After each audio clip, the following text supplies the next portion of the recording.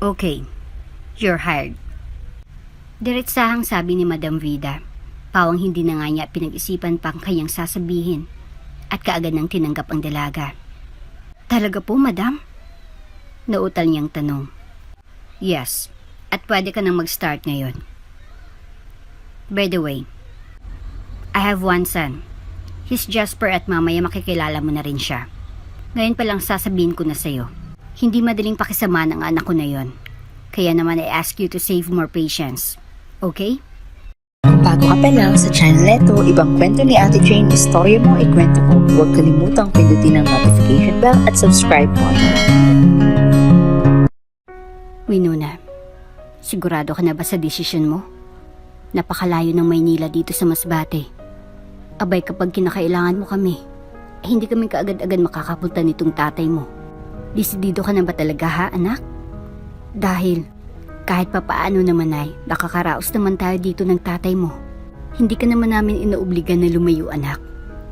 Pigil na pigil nga ni Ginang Rosa ang kanyang maluha nang muli nilang tanunging mag-asawa ang kanilang anak na si Winona ukol sa balak nitong pakipagsapalaran sa Maynila.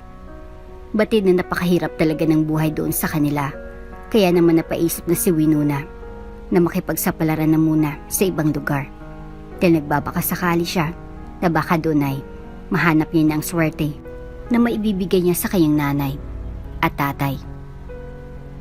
Inay, buo na po ang loob ko.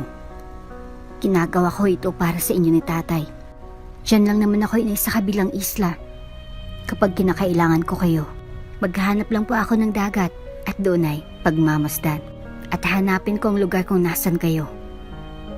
Inay, kung sa pagiging kontento lang naman sa buhay ang pipiliin ko, syempre mas pipiliin kong manatili dito, kasama nyo. Kahit na ang labanan ay may raos lang ang ating pang-araw-araw. Pero inay, itay, napakarami ko hong pangarap para sa inyong dalawa. Pangarap ko pong mabigyan kayo ng mas maginhawa at maalwan na buhay. Tiyong hindi na tayo namumroblema sa gabi kung anong kakainin natin bukas. Yung hindi nyo na kailangang ipangutang ang matrikula ko. Yung hindi nyo na kailangang magmakaawa sa iba para lang makabili tayo ng gamot. Inay, itay, matanda na po kayo at dapat hindi na po kayo nagtatrabaho. Hayaan yung ako naman. Sabi nga doon sa nabasa kong libro, walang lumago o nagtatagumpay kung mananatili ka sa comfort zone mo. Kailangan ko rin makipagsapalaran, inay, para matutunan pang iba pang leksyon ng buhay dito sa labas ng Masbate. Kaya inay, itay, hayaan niyo lang ho ako na gawin ko ito. Para sa inyo po ito. At sisiguraduhin ko po na doon sa pupuntahan ko ay may mapapala ako, na magtatagumpay ako. Maluha-luha namang paliwanag ni Winona. Hindi nakatungtong ng kolehiyo si Winona, dala ng kanilang kahirapan. Nakikisaka lang ang kanyang ama sa kabilang baryo, habang ang kanyang ina naman ay tumatanggap lang ng malabada dahil sa elementarya lang din ang tinapos ng mga ito. At bukod sa ganung mga trabaho ay wala na silang iba pang alam na gawin. No read, no write din kasi ang mga ito, kaya naman mas lalong nagpupursigi si Winona na may ihaw niya ang kanyang pamilya sa kahirapan dahil para sa kanya wala nang iba pang gagawa nun kundi siya. Ilang sandali pa ay sumali na rin sa usapan si Mang Rodrigo, ang kanyang ama. Ay kung ganun, anak, mukha namang hindi ka na rin magpapapigil. Kaya hayaan ka namin. Pinapayagan kita. Bastang ipangako mo lang sa akin, iingatan mo ang sarili mo. Naunawaan mo? Napakalawak ng Maynila, Winona. Talamak dyan ang mga taong manloloko at mapanlamang sa kapwa. Huwag ka kaagad magtitiwala, ha? Diyan, may cellphone ka naman. Kontakin mo kami ng nanay mo. Lalagyan na lang namin siya ng load para hindi naman nakakahiya. Winona, ito ang tatandaan mo. Hindi ka namin inuobliga dahil kung tutuusin ay ako dapat ang bumubuhay sa inyo. Pero dahil nakikita ko sa iyong mga mata na nagsusumiklab mong kagustuhan na umalwan sa buhay at maganda naman ang intensyon mo, pinapayagan kita. Gawin mo yan para sa kabubuti ng buhay mo. Patanda na kaming nanay mo. Huwag mo na kami pakaisipin, ha? Ang isipin mo ay ang kinabukasan mo at mahal na mahal ka namin, anak. Ipinagpapasalamat ko sa Panginoon at ikaw ang naging anak namin. Malakas ang loob at may mataas na pangarap. Sabi naman ni Mang Rodrigo, hindi emosyonal na tao si Winona, ngunit pagdating sa usapan, pampamilya ay bumibigay talaga siya. Kaya naman tuluyan na ring pumatak ang kanyang mga luha. Maraming salamat, Hutay. Nay, sa suporta ninyo. Basta kayo pong inspirasyon ko. Papatunayan ko ho sa inyo na kaya rin nating umangat sa buhay. Para sa inyo ito. Sabi pa ni Winona, at doon ay niyakap na nila ang isa't isa. Sa makalawa ng angalis ni Winona, sa katunayan, wala talaga siyang ideya kung anong meron sa Maynila. Basta ang alam niya, base sa kanyang mga naririnig sa mga kaibigan niya, na nanggaling na rin doon ay unlimited ang oportunidad sa Maynila kumpara sa kanilang probinsya. Nakakaramdam siya ng takot dahil ito ang unang beses na lalayo siya. Ngunit, bagpag ganun pa man, wala man siyang ideya sa buhay na naghintay sa kanya doon, ay buong tapang pa rin niyang susuungin ng karagatan patungo sa kanyang mga pangarap at tagumpay para sa kanyang mga magulang. Samantala, nang dumating ng araw ng pag-alis ni Winona, ay di na rin naitago ni na Mang Rodrigo at Ginang Rosa ang kanilang emosyon at nararamdaman. Anak, Winona, mag-iingat ka dun ha.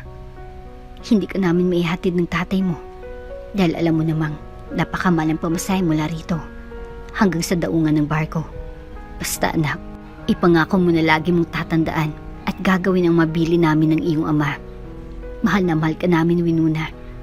At ngayon pa lang ay nagpapasalamat na kami sa sakripisyo mo. Umiiyak na sabi ni Ginang Rosa. Pilit namang pinipigilan ni Winona ang kanyang mga luha. Opo, inay. Lagi ko pong tatandaan at susundin. Mahal na mahal ko ho kayo. Kayo rin ho. Mag-ingat din ho kayo dito. Sabi naman ni Winona, sabay yakap sa kanyang ina. Anak, ito. Tanggapin mo to. Konti lang yan. At di ko alam kung ilang araw yung sasapat. Malaki ang gastusin dun kaya gamitin mo yan para di ka nangangapa doon. Panimula lang. Napatingin naman si Winona sa inabot ng kanyang ama na pera. Itay, bakit pa ho kayo nag-abala? Pinangutang niyo pa po ba yan? Umiling naman si Mang Rodrigo. Hindi na mahalaga, anak, kung saan ito nanggaling. Tanggapin mo ito at ito ang kakailanganin mo doon. Sige na, tanggapin mo na at wag nang magmatigas pa. Pamimilit naman ni Mang Rodrigo. Ang totoo ay ipon nila itong mag-asawa, ngunit dahil alam nila na wala namang pera si Winona pagpunta sa Maynila. Kung meron man ay sigurado silang di sasapat. Kaya naman napagpasya na lang nila na ibigay na ang kanilang buong ipon para sa kanilang anak. Dahil sa isip nila, tutalay para kay Winona naman talagang perang yon para sana sa pampaaral niya. Ayaw pa nga sanang tanggapin iyon ni Winona. Ngunit niisip niyang kakailanganin nga niya ito. Kaya hindi na siya nagmatigas pa. O siya, sige po tay. Tatanggapin ko na ho. Huwag ko kayong mag-alala. Kapag nakahanap na ho ako doon ng trabaho, sa unang sahod ko ay ipapadala ko kaagad sa inyo ng buong buo. Pangako ho yan.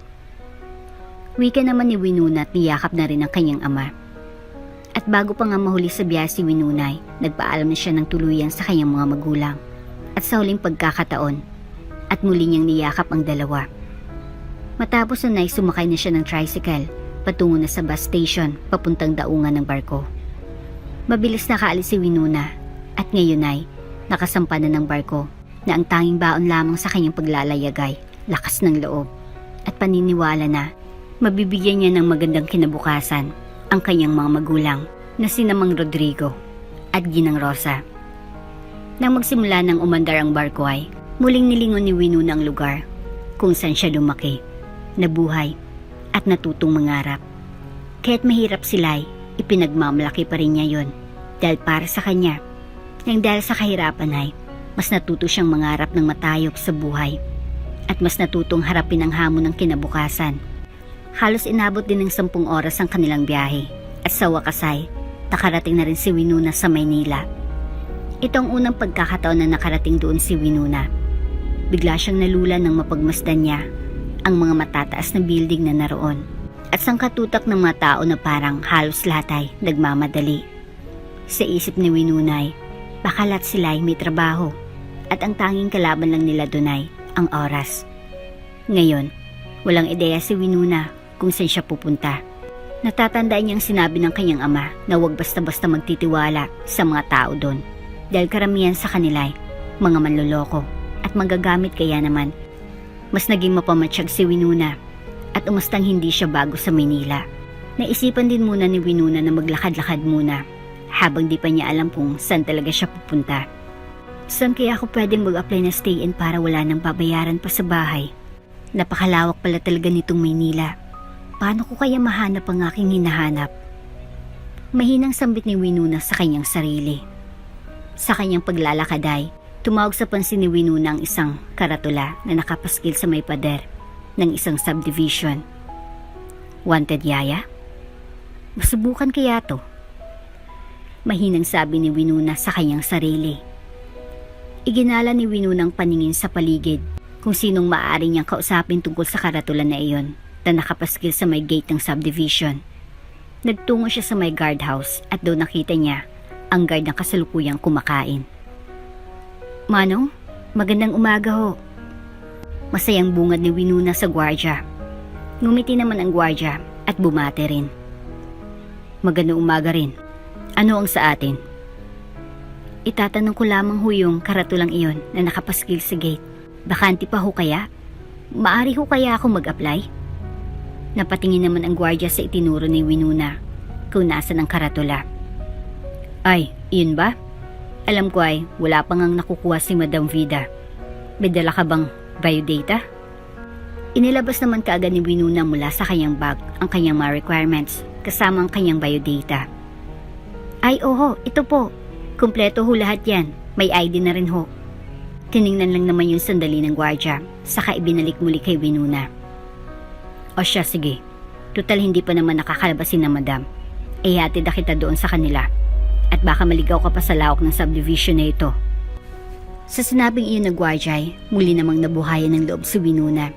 Ang hawak niyang pera na ibinigay pa ng kanyang tatay ay siguradong sasapat lang ng ilang araw, kaya kailangan niyang tipirin iyon. Tubig na nga lamang ang pinagtiyagaan niyang agahan at isang biskit sa tanghalian para mas makatipid.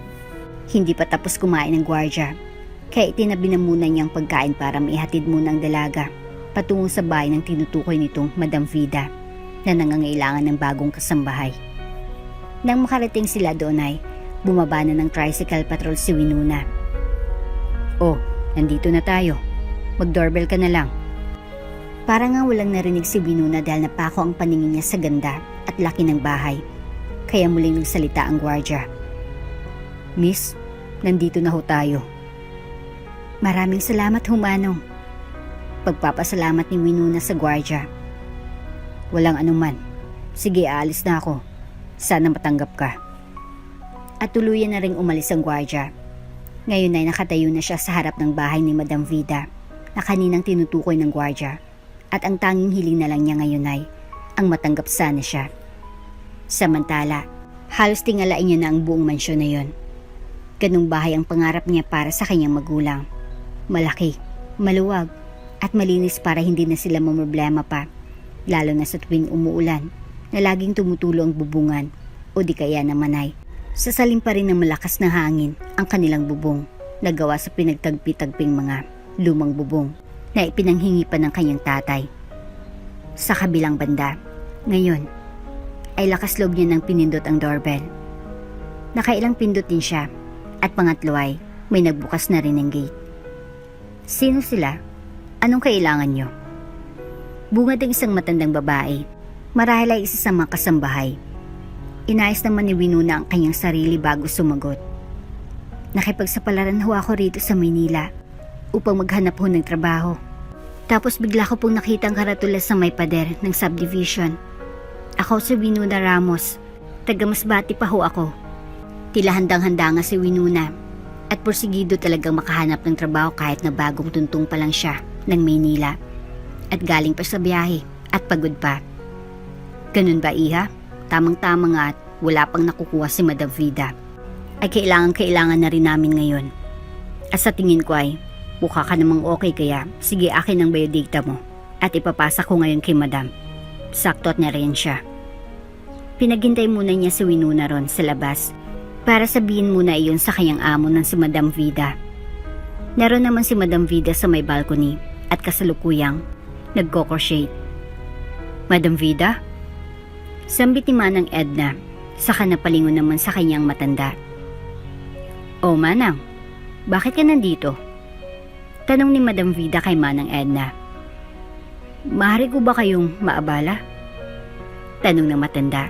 Hawak-hawak niya ng biodata ni Winona at inabot niya na ito sa amo. Ano ba yon? What's this? Usisa ni Madam Vida sa kasandaling itinigil ang kanyang ginagawa. Tiningnan niya ang biodata na ibinigay sa kanya ng matanda. Winona Ramos? Nag-a-apply ba ito ng kasambahay? Tanong ni Madam Vida kay Manang Edna. Oo madam, sa katunayan huway, naroon siya sa labas. Hindi ko muna ho pinapasok dahil sabi ko ay ipagbibigay alam ko muna sa inyo. Tumango-tango si Madam Vida. Tinitigan niya pa ang larawan ni Winona sa kanyang 2x2 picture na nakapit doon sa ngiti. Maganda siya. Okay, papasukin mo. Sabi ni Madam Vida na parabang may kakaibang iniisip na parabang napangiti pa ito. Matapos ang kanilang pag-uusap ay mabilis namang nagtungo na ang matanda sa may gate upang papasukin na si Winona. Iha Winona, tuloy ka. Naibigay ko na kay Madam Vida ang biodata mo. Pumasok ka na raw. Wika ng matanda at saka masaya namang pumasok na sa loob si Winona. Tuloy ka. Doon na kita sa balcony dadalhin at doon naman lagi nag-i-interview ng aplikante si Madam Vida at isa pa ay naroon naman siya. Ngumiti naman si Winona. Maraming salamat ho, Aling. Napataas naman ang kilay ni Winona upang tanungin ang pangalan ng matanda. Manang Edna na lang, iyon ang tawag nila sa akin dito. Nakangiti namang sagot ng matanda. Maraming salamat ho, Manang Edna. Nang makarating sila roon ay, pinaupo na ni Manang Edna si Winona sa may couch. O siya Winona, hintayin mo na lang dito si Madam Vida ha? Padating na rin yon at nag-aayos lamang ng sarili. Ngumiti naman si Winona sa katumango. Okay ho Manang Edna, hintayin ko na lamang po. Maraming salamat po. Sabi niya at umalis na rin ang matanda. Maya-maya pa'y dumating na rin ang madam na may-ari ng bahay na si Madam Vida. Medyo may pagkasungit ang itsura ng mukha nito at nakataas pang isang kilay. Puting-puti ang buhok at may hawak pang pamaypay. Pagkapasok ni Madam Vida ay napatayo naman si Winona. Dumiretso ang matanda sa may upuan saka umupo. Maupo ka. Utos niya sa nakatayong dalaga. Kaagad namang naupo si Winona. Napatitig siya kay Madam Vida. Si isip ni Winona, parang nakakatakot ang matandang ito na kung makatingin ay parang si Miss Minchin. Bago rin magsalita, tinitigan pa siya nito mula ulo hanggang paa na parabang nangingilatis pa. So, siya Winona tama? Paunang tanong ni Madam Vida. Opo, ako po si Winona. Winona Ramos po. Tubong mas... Sasabihin sana muli ni Winona ang linya niya kanina nang biglang pigilan na siya ni Madam Vida. Oo, you're from Masbate. Nabasa ko ng resume mo. May experience ka na ba? Muling tanong ni Madam Vida kay Winona. Nalaki naman ang mga mata ng dalaga dahil sa tanong na iyon. Alam naman niya na ang tinutukoy nito ay tungkol sa trabaho ngunit nang dahil sa mga tingin ni Madam Vida na iyon sa dalaga ay tila may iba itong ibig sabihin para sa kanya. Karanasan ho ba sa trabaho? Nautal na tanong ni Winona. Napataas naman ang kilay ni Madam Vida. Of course, nag-a-apply ka ng trabaho hindi ba? Kaya tinatanong ko kung may karanasan ka na ba sa pagiging kasambahay. Namula naman ang mga pisngi ni Winona na pawang napahiya sa kanyang sinabi. Huminga na lang muli siya nang maluwag sa kamuling sumagot. Sa probinsya po namin. Taglalabada po ako. Paminsan-minsan naman po ay nag-aalaga ng bata. Pwedeng baby, pwede namang malaki na. Pwede rin naman kayo mga alagang aso o pusa. Kung sa paglilinis naman po ng bahay at pagluluto ay sanay na sanay ho ako riyan. Dahil kapag may sakahusin na nani at tatay ay Ako pong gumagawa ng mga bagay na yon. Dahil wala naman po akong kapatid kaya halos lahat po ng gawaing bahay ay alam ko. Sanay na sanay rin ho ako sa hirap. At ipinagmamalaki ko rin ho ang sarili ko. Isa ho ako masipag na tao. At sinisigurado ko ho sa inyo na maayos ho ako magtrabaho. At masarap din po ako magluto. Pagmamalaki ni Winona sa kanyang sarili. Kahit naman hindi niya na iyon ibiday, sadyang likas na masipag na ito.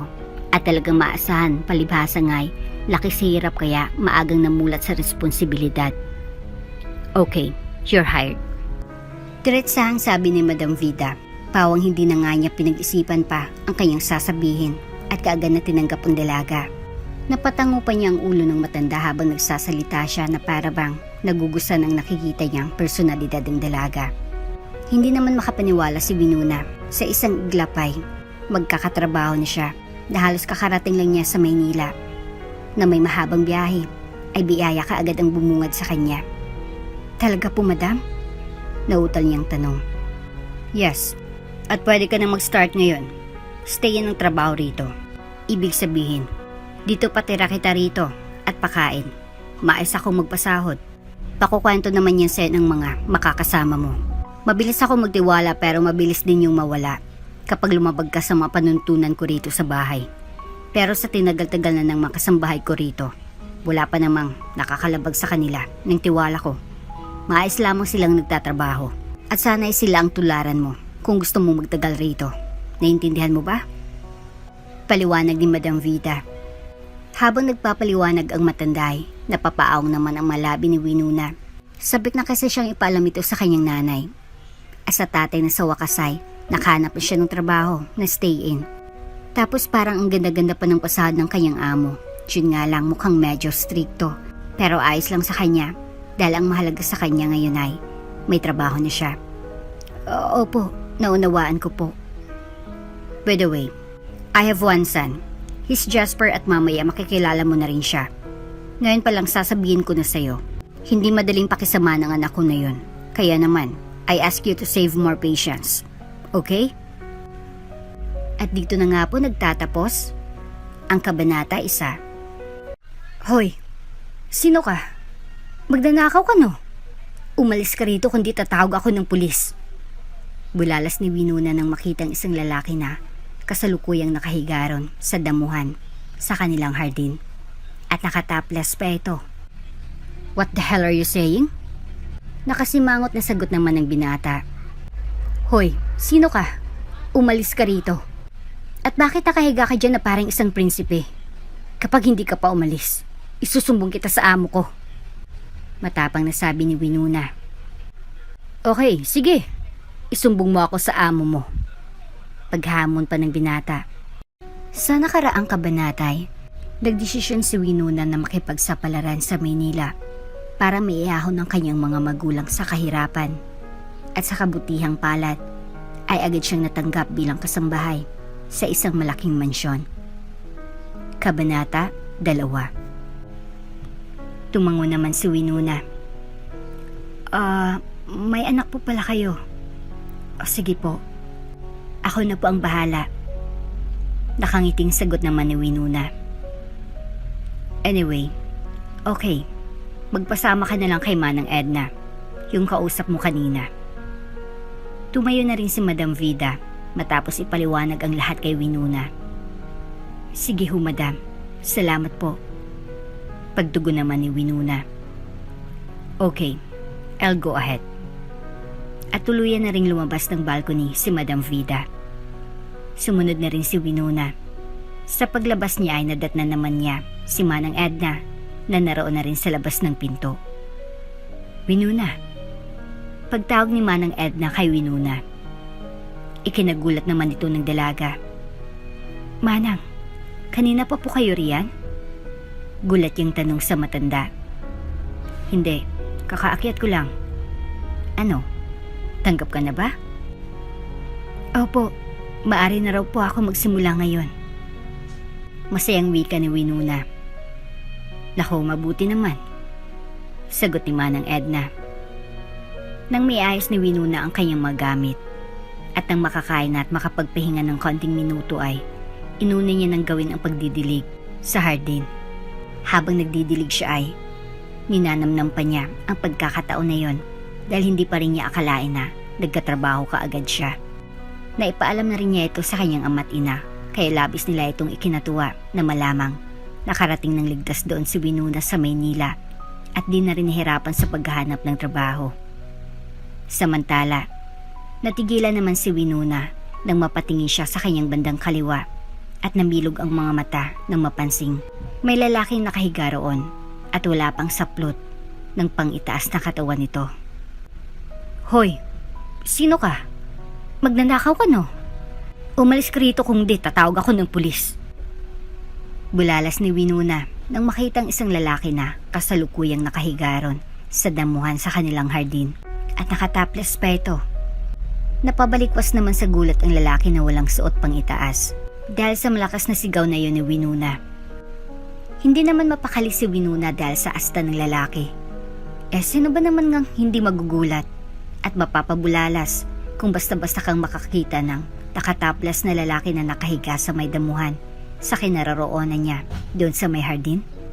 Kaya naman, nakapwesto ngayon si Winona na para bang nakahuli ng magnanakaw. What the hell are you saying? Nakasimangot na sagot ng binata.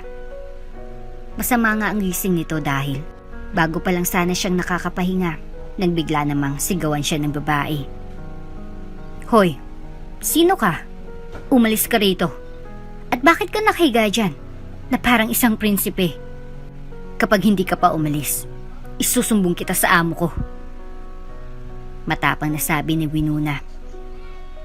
Nagpamaywang lamang si Jasper habang pinapasadahan ng tingin ang babaeng iyon na galit sa kanya.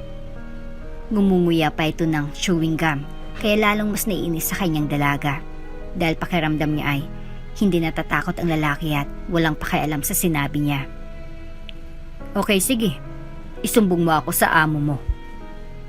Paghahamon niya. Hindi na rin pa pinatagal ni Winona ang pagkakataon na yon kaya galit na galit itong tumalikod patungo sa loob ng mansyon upang ipagbigay alam ito sa kanyang amo na si Madam Vida. Lakad takbo ang asal ng babae habang binabaybay ang kanyang daraanan patungo sa kinatutunguhan ni Madam Vida.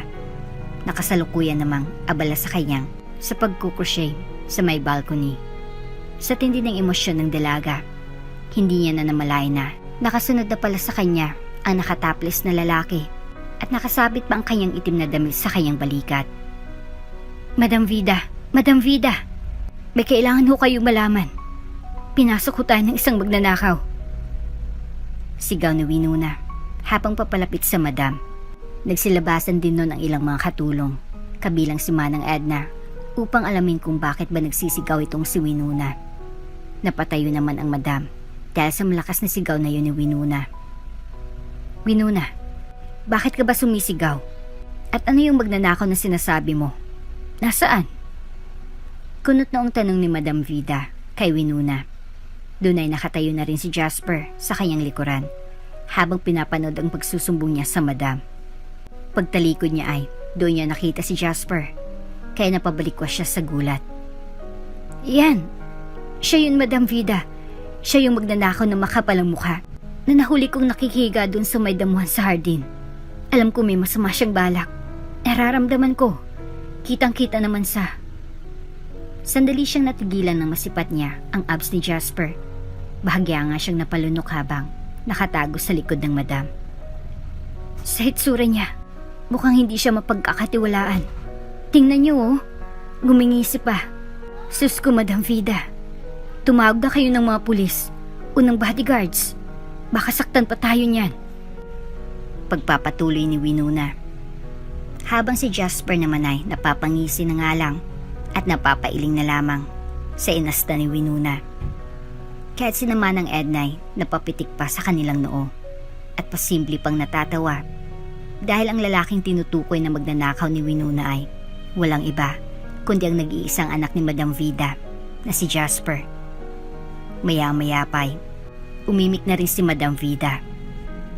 Ano ka ba, Winona? Umalis ka nga riyan sa likuran ko? Malumanay na utos ng madam saka bumaling ang tingin kay Jasper. Jasper, anak, ano bang ginagawa mo na naman dun sa damuhan? Napagkamalan ka tuloy na magnanakaw nitong si Winona. Lumapit sa kanya si Madam Vida, saka niyakap ang kanyang anak. Sa sandaling yon, mas gusto na lamang ni Winona na lumubog sa kanyang kinatatayuan nang marinig ang mga salitang sinambit ni Madam Vida. Palibhasa nga ay, babago pa lamang doon si Winona, kaya hindi pa niya nakikilala itong si Jasper. Mamamatay na nga siya sa kahiyan dahil sa mga nasabi niyang hindi kaaya-aya. Kani-kanina lamang kay Jasper, kaya pala ganun na lamang ang reaksyon sa kanya ng lalaki dahil siya naman palang anak ng madam. Nagmukha tuloy siyang tanga kanina, kaya napakamot na lamang siya sa kanyang ulo.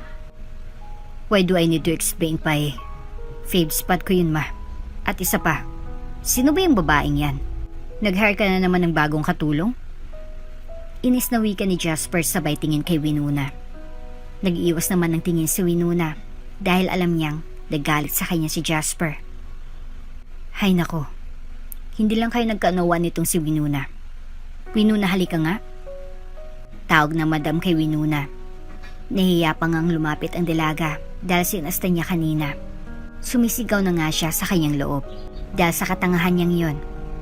Bakit nga ba hindi muna siya nagtanong bagkusay? Pinaratangan kaagad ang binata na isang sanggano at isang masamang tao. Jasper, this is Winona.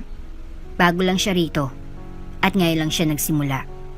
Hindi ka pa niya kasi personal at formal na nakilala, kaya siguro gano'n na lamang ang naging reaksyon niya. Paliwanag ng madam. Katabi na nga niya si Winona ngunit nakaiwas pa rin ang tingin sa lalaki. Wala ka man lang bang sasabihin? Tanong ni Jasper. Alam ni Winona na dapat talaga siyang humingi ng tawad ngunit papaano? Ni hindi siya makatingin ng diretso sa mga mata ng binata. Ni hindi niya na maiawang pa ang kanyang mga labi at maglabas ng mga paumanhing salita. Tila nga, nilamon na siya ng hiya lalong-lalo na nang inis sa sarili dahil sa naging reaksyon niyang iyon. Nakadagdag pa ang hubad nitong katawan kaya lalong hindi makatingin ang dalaga. Ilang sandali pa'y tumikim muna si Winona, saka huminga ng malalim. Inihanda ang sarili at marahan ang tinuruan ang mga mata na makatingin kay Jasper. Pilit niyang sinusubukan na huwag masipatan ang hubad na katawan ng lalaki at ginawa na lang ang lahat ng kanyang makakaya para hindi noon maagaw ang kanyang atensyon.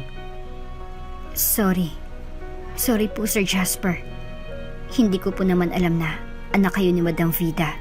Kaya nagulat ako nang makita ko kayo na nakahiga sa may damuhan. Patawarin niyo po ako sa naging maling reaksyon ko. At ngayon, sinisisi mo pa ako? Tanong ng binata. Napatingin naman ang madam. Hindi naman po sa ganon. Nagpapaliwanag lang naman po ako. Nautal na sagot naman ni Winona. Umirap na lang si Jasper, saka napabuntong hininga. Whatever. Pagod pa ako at kailangan ko ng isang maayos na pahinga. Gusto ko sana doon sa may sariwang hangin dahil sawang-sawa na ako sa air conditioner. Pero wag na lang. Nasira ng mood ko. Pasok na ako sa loob, ma. Doon ko na itutuloy ang pahinga ko. Bad trip na sambit ni Jasper sa katuluyan ng pumasok sa loob ng mansyon. Napailing na lamang ang madam, saka napatingin kay Winona. Madam Vida, hindi ko po talaga sinasadya. Nag-aalala lang sabi naman ni Winona. Nginitian na lang siya ng matanda at siya nang humingi ng paumanhin sa inasal ng kanyang anak na si Jasper. Hayaan mo na. Basta ngayon ay alam mo na favorite spot yun ni Jasper. Ako nang bahala sa kanya. Nakangiting wika ng madam, saka sumunod na rin sa loob. Naiwan naman dun si Winona na inaalala pa rin ang mga nangyari. Iniisip niya na baka tanggalin kaagad siya sa trabaho. Ngayon pa man na kailangan niyang kumayod upang maiahon ng kanyang mga magulang sa kahirapan. At saka, bago pa lang siya, kaya naman nag-aalala talaga siya sa halip na maging maayos ang first day niya ay mukhang napasama pa. Samantala, bumalik na lamang nga si Winona doon sa may hardin upang ituloy ang kanyang ginagawa. Sinundan naman siya ni Manang Edna upang kausapin ito. Winona, ayos ka lang ba? Bungad na tanong ni Manang Edna. Napalingon naman sa kanya pagkalimot niya ng host. Naku Manang Edna, Ang totoo po niyan, hindi talaga. Nag-aalala po ako na baka naggalit po sa akin si Sir Jasper. Hindi baka talagang nagalit siya. Baka pahirapan niya ako o hilingin sa kanyang ina na tanggalin na ako sa trabaho. Hindi ko naman po sinasadya eh. Nagulat din po ako. Akala ko naman kasi kung sino. At saka, hindi pa ako pwede mawalan ng trabaho, Manang Edna. Umasa na po ang mga magulang ko na nasa magandang kalagayan na ako dito. Sentimiento naman ni Winona at tila dinibdib niya talaga ang nangyari kanina at labis siyang naapektuhan sa naging aksyon niya. Napangisi naman si Manang Edna. Ikaw naman kasi, bakit mo ba naman napagkamalang magnanakaw sa Sir Jasper? Kagwapo-gwapo nun eh. Mukha ba siyang magnanakaw? Wika ni Manang Edna. Hindi po. Nagulat lang po talaga siguro ako. Utal na sagot naman ni Winona. Hayaan mo na. Mabait naman yan si Sir Jasper. Medyo suplado lang at tahimik at sigurado akong hindi ka naman niya tatanggalin sa trabaho. Huwag ka nang mag-alala. Pampapalubag loob ni Manang Edna kay Winona.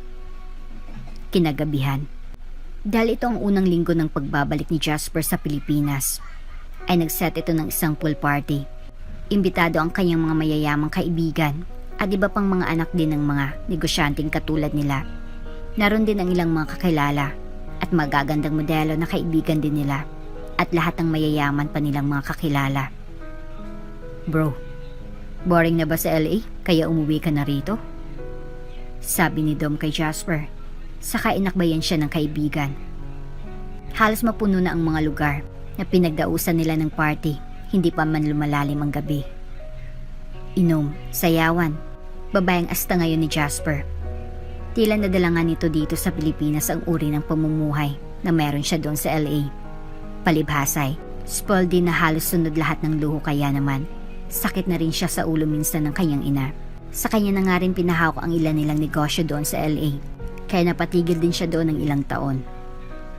Winona, pakibigyan mo nga sila ng alak. Nahagip naman ng mga mata ni Jasper si Winona. Nakasalukuyang nakasilip doon sa may halamanan. Kaya naman nautusan niya ang dalaga. Ako ba ang tinutukoy mo? Nautal na tanong ni Winona kay Jasper.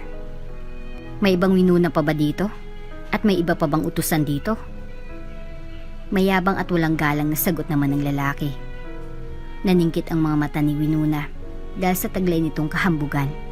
No choice lang talaga siya dahil amo niya ito kaya kailangan niya itong pakisamahan. Napakahambog talaga. Pabulong na sabi ni Winona sa kanyang sarili.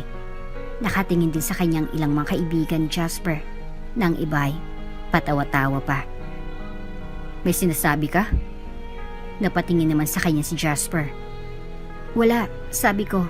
Ano pong may pag-uutos ninyong mahal na prinsipe? Bawi naman ni Winona sa tono ng may pang-aasar. Bigla namang sumabat ang isa sa mga kaibigan ni Jasper. She's so funny ha?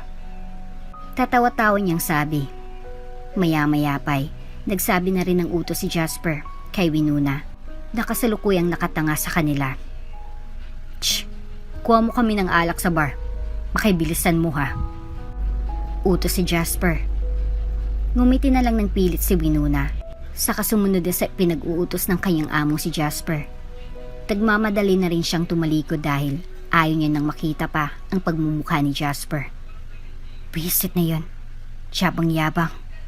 Akala mo kung sino. Nakakairita talaga mayabang na yon.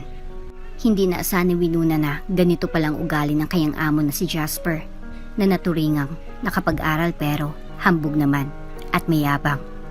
No choice din naman siya, kundi ang sumunod dahil syempre katulong siya doon at amo niya si Jasper. At dito na nga po nagtatapos ang Kabanata 2. Sir Jasper, ito nang mapapeles na ipinabibigay ng mami niyo. Tapusin niyo na raw po within the day. Ilalapag ko na lang po dito. Muna na po ako. Tatalikod na sana si Winona nang pigilan siya ni Jasper. Winona. Napatigil naman si Winona at bago humarap kay Jasper ay huminga muna siya ng malalim. Sir, may kailangan pa po kayo? Taas noong tanong naman ni Winona. Tumayo na rin si Jasper At ilang segundo ring tumitig kay Winona. I just want to apologize sa mga nasabi ko last week. I'm sorry. Sa nakaraang kabanatay, napagkamalan ni Winona si Jasper na magnanakaw, kaya bad trip ang binatang amo sa kanya. Kabanata 3. Nang sumunod na araw, naabutan naman niya si Madam Vida na abala sa pagkukrochet. Hindi kasi na itatanong ni Madam Vida pero isa rin ito sa hilig ni Winona. Magandang umaga po, Madam Vida. Marunong din po pala kayong mag-crochet? Habang nagpupunas ng mga ibabaw si Winona, ay napansin naman niya muli sa may balkonahe si Madam Vida na tila abala ulit sa kanyang pagkukrochet. Kung kaya naman minabuti niyang lapitan ang matanda upang usisain ang kanyang ginagawa. Oh, Winona, ikaw pala yan. Oo, ito ang hilig ko. Bakit? Marunong ka rin ba nito? Nakangiting sabi naman ni Madam Vida. Noong una, buong akala talaga ni Winona na masungit itong matanda at istrikto ngunit hindi naman pala. Mabait naman pala ito at hindi mahirap lapitan at kausapin. Nako, hindi niyo po na itatanong pero isa po ang pagkukrochet sa naging sideline ko noon sa aming probinsya.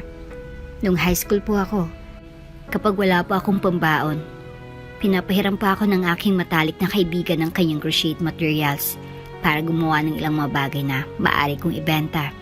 Kaya napakalaki po nang naitulong sa akin ang hilig kong yan. Pagmamalaki pa ni Winona. Aba, talaga palang madiskarte ka ng Winona. Ako naman, ay simula pagkadalagay, ito na talagang libangan ko. Tinuruan ako ng aking ina at ito na ang naging bonding naming dalawa. Tugon naman ni Madam Vida. Ako rin po, nanay ko pong nagturo din sa akin. Sagot naman ni Winona. Ilang sandali pa ay pinaupo na rin siya ni Madam. Muupo ka muna, Winona. Asamahan mo muna ako rito. Utos ng matanda, kaya kahit nahihiya ay sumunod na rin si Winona. Isa pa ay tapos na rin naman ang kanyang mga ginagawa. May ba tayo, Winona? Siya nga pala. Matanong ko lang, may nobyo ka na ba? Sa unang tanong na iyon ni Madam Vida, ay automatiko namang nanlaki ang mga mata ni Winona. Hindi naman niya kasi inaasahang ganun ka straightforward itong si Madam Vida, kaya naman hindi kagad siya nakasagot. Nobyo po? Nako, wala pa po sa bukabularyo ko, Madam Vida. Dahil ang focus ko lang po ngayon ay mabigyan ng magandang buhay ang nanay at tatay ko. Sagot naman ni Winona, kaya napatango naman ang Madam. Napakabait mo namang anak. Tama yan. Nararapat lang na maging mapagmahal tayo sa ating pamilya. Ano yan na sinang-ayon na naman ang sagot na iyon ni Winona. Naging makahulugan ang sinabing yun ni Madam Vida habang nakatitig kay Winona. Matagal na kasing naghanap ang matanda ng isang babae na makapagpatino sa kanyang anak na si Jasper. Marami na siyang naireto rito. Ngunit walang nagtatagal at lahat ay sumusuko kaagad dahil si Jasper mismo ang gumagawa ng paraan para lumayo sila. Palibhasay, happy-go-lucky itong si Jasper at puro barkada lamang ang alam. Kaya nag-aalala ang kanyang ina na si Madam Vida na kapag nawala na ito ay ganitong Jasper pa rin ang maiiwan niya. Nang mga sumunod na araw, naatasan si Winona ni Manang Edna na magdala ng agahan kay Jasper sa kanyang kwarto.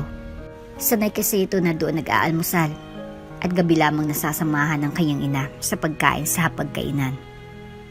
Sir Jasper, maaari ho ba akong pumasok? Ito na pong breakfast niyo. Tanong ni Winona. Kabilang sa kanyang responsibilidad ang paglikuran si Jasper. At dahil sanay si Jasper sa breakfast in bed, ay kailangan niya itong dalhan ng almusal tuwing umaga araw-araw. Ilang segundo rin siyang naghintay ng sagot mula sa loob nang biglang umibo ang doorknob. Walang nabukas at sumalubong sa kanya pero marahil itong paraan ng lalaki upang sabihin na pumasok na siya. Marahang pinihit ni Winona ang doorknob sa kadahan-dahang pumasok sa loob. Pagkapasok niya ay bumungad sa kanya ang kalat ng buong kwarto. Masasabi niyang lalaki talagang nakatigil rito. Magulo rin ang magamit at nakakalat ang ibang mga papel sa sahig. Sa isip niya ay wala talaga sigurong Pinapapapasok ang lalaki na ibang tao sa kanyang kwarto maging ang mga katulong upang maglinis man lang dito. Ilang sandali pa ay umimik ng lalaki. I'm hungry. Anong plano mo? Tutunga nga lang dyan? Supladong tanong nito. Napabalikwas naman si Winona, saka lumakad na papalapit kay Jasper. Ito na ho, sir. Nakaupo sa may dulo ng kama si Jasper na para bang malalim ang iniisip. Nang lapitan na siya ni Winona upang ibigay ang pagkain nito at nang ilahad ng dalaga ang kanyang mga kamay sa gilid ng mukha ng nakatalikod na binata, ay nakaramdam ito ng mabilis na pintig ng puso dahil sa kaba. Tiningnan ng lalaki ang hawak ng dalaga sa kahinampas ng kanyang kamay na ikinatalsik ng mga pagkain sa sahig. Nagulat naman ang dalaga sa inasal ng binata. Maging ang kanyang braso ay namula sa pagkakahampas na iyon ni Jasper. Hindi ko na kailangan yan. Napakabagal mo. Di na ako nagugutom. At pakisabi kay mom na di ko na kailangan ng bagong katulong dahil pare-pareho lang kayong tatanga-tanga. Sa sinabing iyon ni Jasper ay tila habol naman ang hininga ng dalaga na nasa kanyang likuran na galit sa ginawa at sinabi nito sa kanya. Maging si Jasper ay nabigla na rin sa kanyang sinabi nang mapatingin siya kay Winona na kasalukuyang matalim nang nakatingin sa kanya. Malalim ang pinaghugutan ni Jasper kaya ganito ang naging pag-uugali niya. Nakaramdam ito ng matinding depresyon nang hindi siya siputin sa kasal ng kanyang dating nobya na pinakamamahal niya at ipagpalit sa sarili niyang best friend. Ito rin ang dahilan kung bakit pilit na inihahanap siya ng kanyang ina na si Madam Vida, ng babaeng makakapanumbalik ng dati niyang sigla at saya. Dahil simula nang mangyari iyon kay Jasper, ay lagi na lang mainit ang ulo nito at tila ba nawala na ng gana. Tila nawala ang takot na nararamdaman niya nang masaksihan niya mismo ang pag-uugaling kinakatakutan ng mga kasambahay na nandito sa mansyon. Para sa kanya, oo, mahirap sila, pero kailanman ay wala sa bukabularyo nila ang magpapaapi sa kahit na sino. Kahit ikaw pang pinakamakapangyarihang tao. At anuman ang maging dahilan mo kung bakit siya nagkakaganito, walang excuse para mag-api ka ng ibang tao. Lumod ito para pulutin ang mga pagkain at muling ilagay sa food tray. Nabasag din yung basong pinaglalagyan ng gatas nito. Kaya naman isang-isang pinulot ni Winona ang mga bubog. Napatingin naman sa kanya si Jasper na magkasalubong ang mga kilay na tila nagtataka sa ginagawa ni Winona. Bingi ka ba? O talagang tanga ka? Umalis ka na. Umalis ka na ng tuluyan dahil di naman namin kailangan ng panibagong katulong dito. Sigaw ng binata sa kanya. Ngunit tila bingi ang dalaga na tuloy lamang sa kanyang ginagawa hanggang sa humarap na ito at nagsalita. Nang magkasalubong ang kanilang tingin ay di naman malaman ni Jasper kung bakit parang bigla siyang nag-guilty. Ibang-ibang aura ngayon ni Winona kumpara nung una silang magkita sa may hardin. Alam mo ba kung gaano kamahal ngayon ang bilihin? May ideya ka ba kung ilang pamilya o batang hindi nakakain 3 beses sa isang araw dyan sa lansangan? May ideya ka ba kung ilang batang nangangalakal o nagkakalkal ng basura para lang may makain? May ideya ka ba kung ano nang mabibili ng halaga nito ng mga mahihirap kagaya namin para lamang pambara sa mga nagugutom naming mga sikmura? Kung walang halaga pala sa iyo ang mga pagkain ito, sana naman maging responsable at marunong makiramdam kahit di na sa amin na makatulong nyo, kundi sa mga taong walang makain doon sa labas. Mayaman ka nga, pero mas masahol pa sa basurang ugali mo. Nanlaki ang mga mata ng lalaki sa katapangan na ipinamalas ng babae. Galit na galit si Winona dahil hindi na makatao ang turing sa kanya ni Jasper. Galit na galit siya dahil si Jasper mismo ang gumagawa ng paraan para maging habang buhay na sa ganitong sitwasyon. Anong pinagsasabi mo? Anong karapatan mong sabihin sa akin yan? Matalim na nakatingin ang mapupungay ng mga mata ng binata sa nanlilisik ng mga mata ni Winona. Kung nananawa ka na sa buhay mo, ipapaalala ko lang na may ina ka pang naghihintay sa'yo na muli kang bumalik sa dati mong buhay. Ano man rason mo kung bakit ka nagkakaganyan, sana naman alalahanin mo na riyan pa rin ang iyong ina. Wala kang alam at wala kang karapatan kung ano ang hindi at dapat kong gawin. Lumayas ka na. Hindi kita kailangan. Gumisi naman si Winona At di na nakipagtalo. Bagkus ay, sinunod na lamang niya ito. Hanggang sa pag-alis ni Winunay, tila na natiling tahimik at nakapako na si Jasper sa kanyang kinalalagyan. God, what I have done. Bulong ni Jasper sa kanyang sarili na nakatingin pa rin sa pintuan kung nasan lumabas ang dalaga. Bigla siyang nakaramdam ng guilt, ngunit di niya na mabawi pa ang kanyang mga nasabi dahil alam niyang nasaktan niya ng damdamin ni Winuna. Pagkalabas naman ni Winunay, dumiretso na ito kay Madam Vida, kasamang ibang kasambahay. Winuna, we heard everything. Ako nang humihingi ng paumanhin sa mga nasabi ng aking anak. I'm so sorry, Winuna. Sana di mo siya sukuan. Wika ni Madam Vida. Ayos lang po ako, Madam Vida. Wala naman po akong pagsubok na inuurungan. At saka, natural lang naman po ang ganung reaksyon sa taong may pinagdadaanan, kaya kahit papaano po ay naunawaan ko po si Sir Jasper. Nakangiting tumalikod na ang dalaga, kahit ang totoo ay nasaktan talaga siya sa kainiwan ng dalawa sa may sala. Samantala, hindi pa rin mawala sa sistema ni Jasper ang nangyari kanina, lalong-lalo na ang dalaga na si Winuna.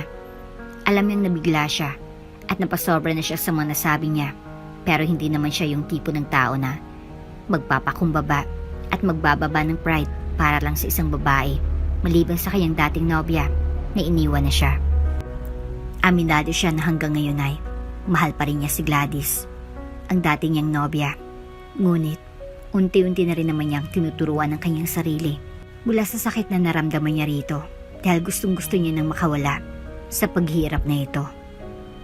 Nang sumunod na araw, malaki ang pinagbago ni Winuna. Hindi na siya nagdadala ng agahan kay Jasper tuwing umaga at di na rin siya nagpapakita sa binata. Aminado naman si Jasper na para bang namimiss niya ang presensya ni Winuna. Araw-araw ay pasimple siyang nagpapapansin sa dalaga. Ngunit si Winuna nang umiiwas. Minsan pa nga ay, kapag di niya na ito nakikita ay, nagtatanong siya kay Manang Edna kung nasan ito. Ngunit di naman niya sinasabi ang dahilan kung bakit niya hinahanap ang dalaga. Kaya naman, nagkakakatob sila na baka namimiss na ni Jasper si Winuna.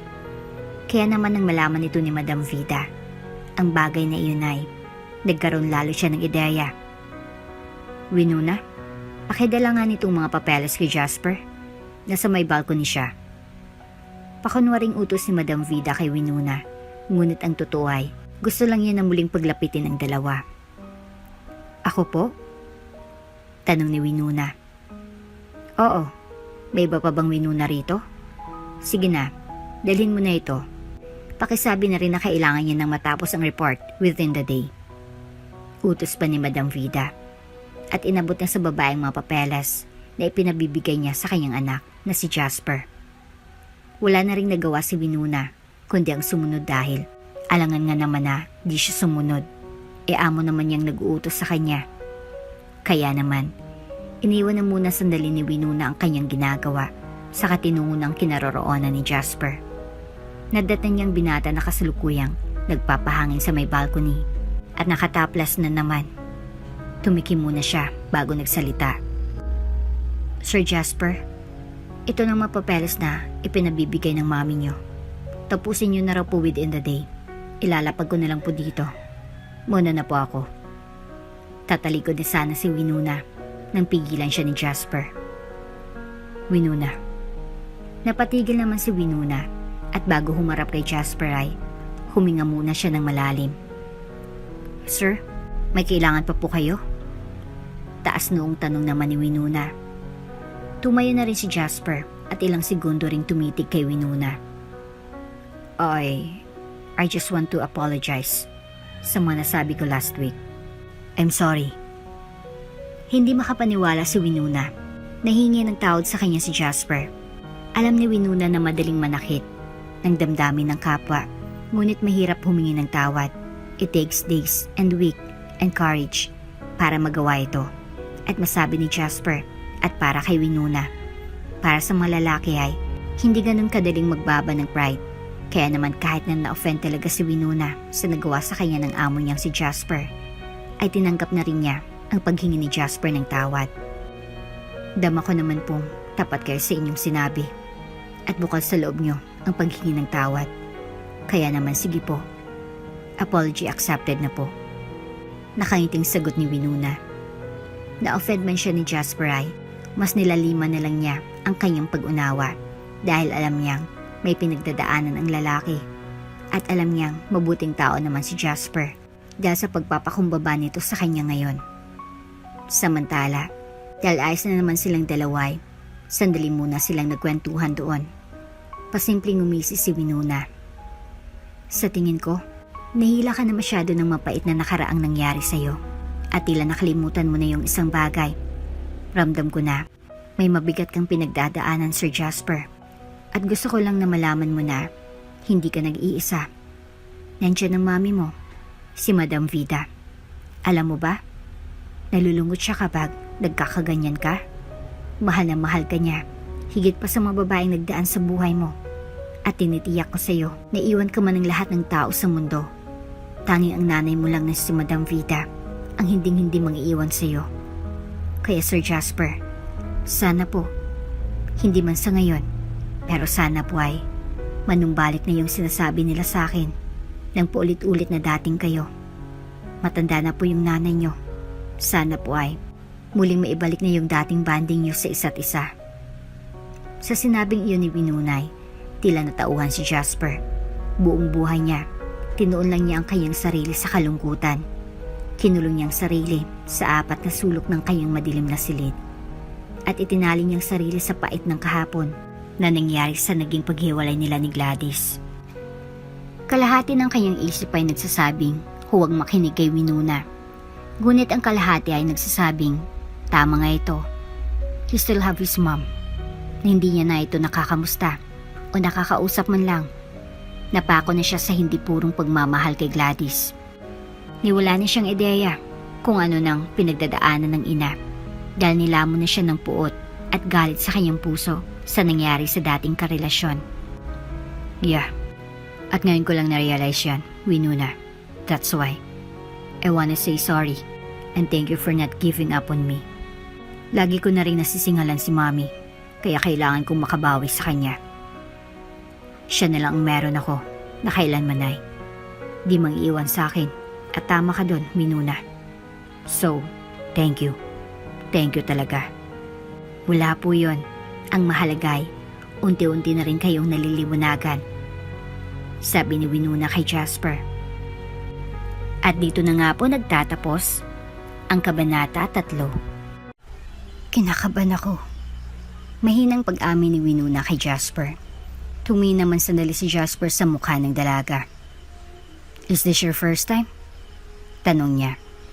Nahiyaring umamin si Winona na isa pa siyang birhin kaya nagsinungaling na lamang siya kay Jasper. Hindi. Nautal niyang sabi. So, walang rason para kabahan. You are mine now, Winona. Just close your eyes and feel my body.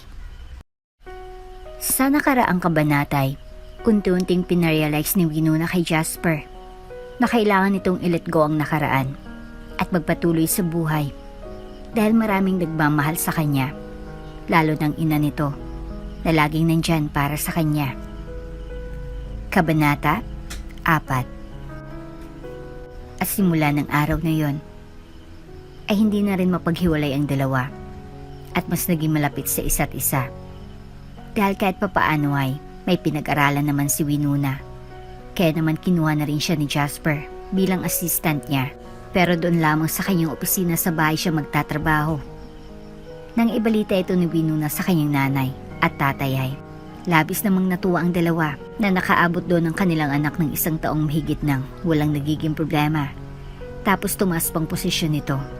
Kaya naman, hindi pumalya si Winona ng pagpapadala sa kanila ng pera na unti-unti na nilang napapalago doon sa lugar nila dahil nagtayo ang kanyang mga magulang ng munti nilang negosyo.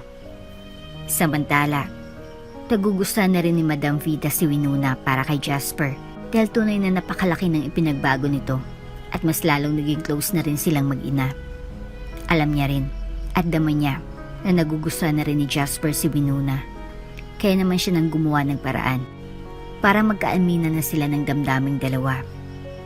Gabi yon, At katatapos lang ni Winona na mag-ayos ng mga papeles na pinapaayos sa kanya ni Jasper nang ipatawag siya ni Madam Vida.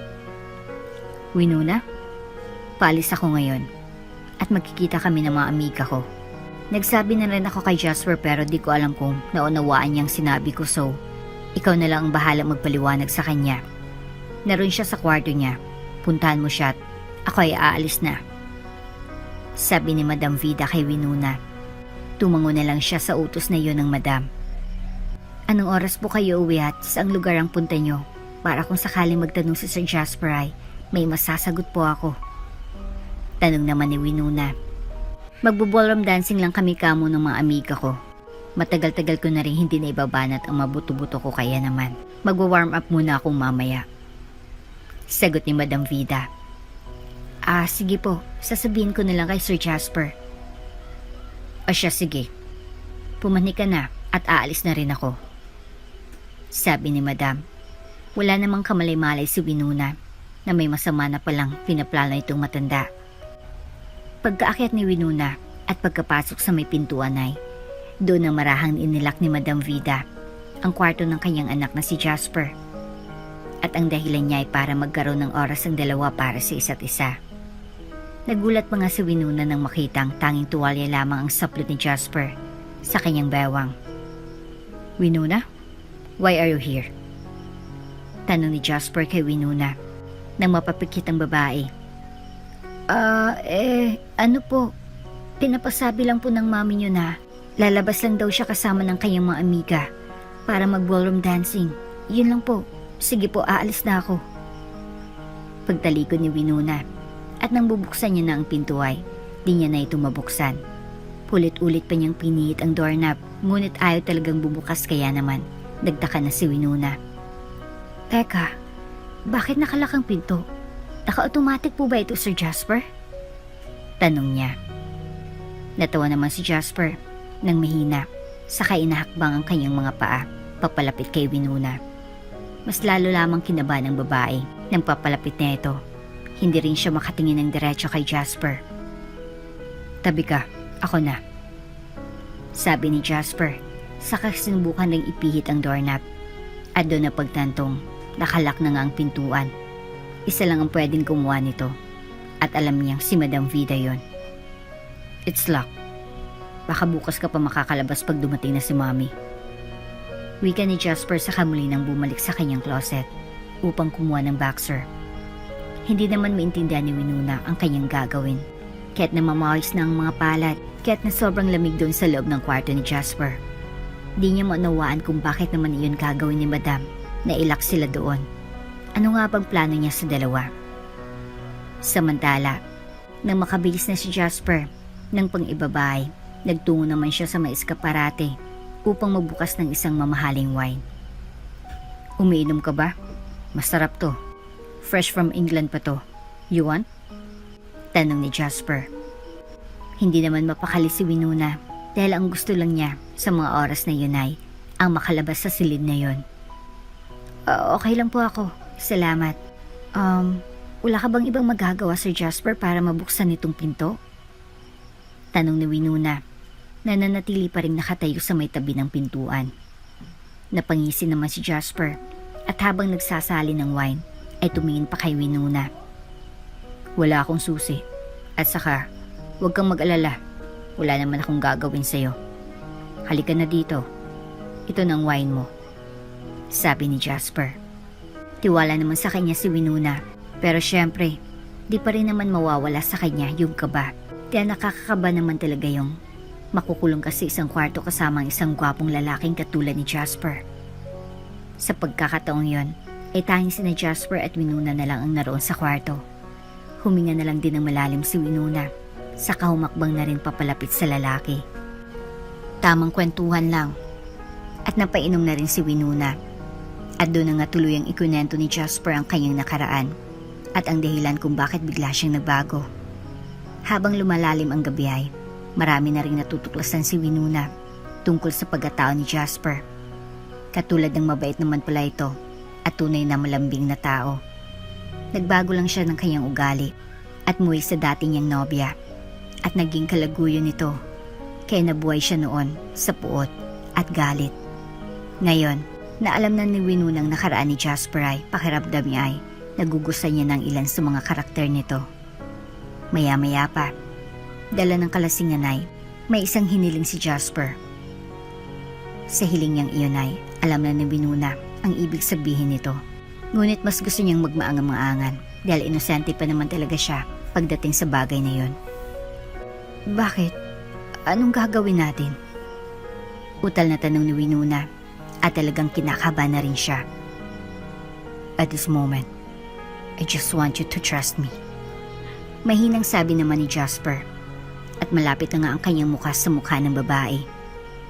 Marahang itinayo ni Jasper si Winona habang hawak-hawak ang mga kamay nito.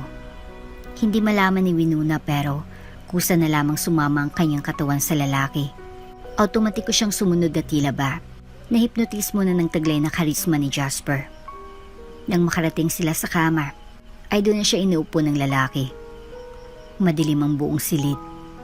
Nakasarado ang bintana at natatakloban ito ng itim na kortina. Tanging liwanag lang ng galing sa lampshade ang nagbibigay liwanag sa buong kwarto. Nakatitig lamang sila sa mga mata ng isa't isa. Nagpapakiramdaman kung sinong mauuna. Ngunit iyong tagpong iyon ang pinakagusto ni Jasper. Ang masdan at pagsawain ng kanyang mga mata sa magandang mukha ng dalaga. Napakaganda mo, Winona. Sa dinami-dami ring babaeng nakilala at nakasama ko, ikaw yung pinakakumikinang. You are different. Malambing na sabi ni Jasper habang hinawi ang buhok ng dalaga na nakaharang sa magandang mukha nito. Maya-maya pa'y humiling na ng isang bagay si Jasper. Winona, maari ba kitang halikan? Malumanay niyang tanong sa dalaga. Kabado naman si Winona na nakatitig lamang kay Jasper at di malaman kung anong isasagot dahil aminado siya sa kanyang sarili na ito ang unang pagkakataon na mangyayari sa kanya na maging ang makipagtitigan ng malapitan sa isang lalaki ay ngayon lamang niya naranasan. Kinakabahan ka ba? Mahinang tanong ni Jasper kay Winona sa tonong nangaakit. Marahang tumango na lamang si Winona. Huwag kang mag-alala.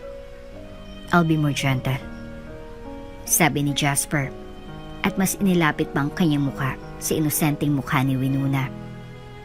Abot-abot naman ang kaba ni Winona. Hindi niya malaman ang nararamdaman niya. Patuloy din sa panginginig ang kanyang matuhod at kamay. Kinakabahan ako. Mahinang pag-amin ni Winona kay Jasper. Tumingin naman sandali si Jasper sa mukha ng dalaga. Is this your first time? Tanong niya.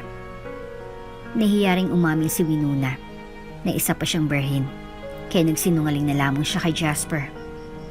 Hindi. Nautal niyang sabi. So, walang rason para kabahan. You are mine now, Winona. Just close your eyes and feel my body.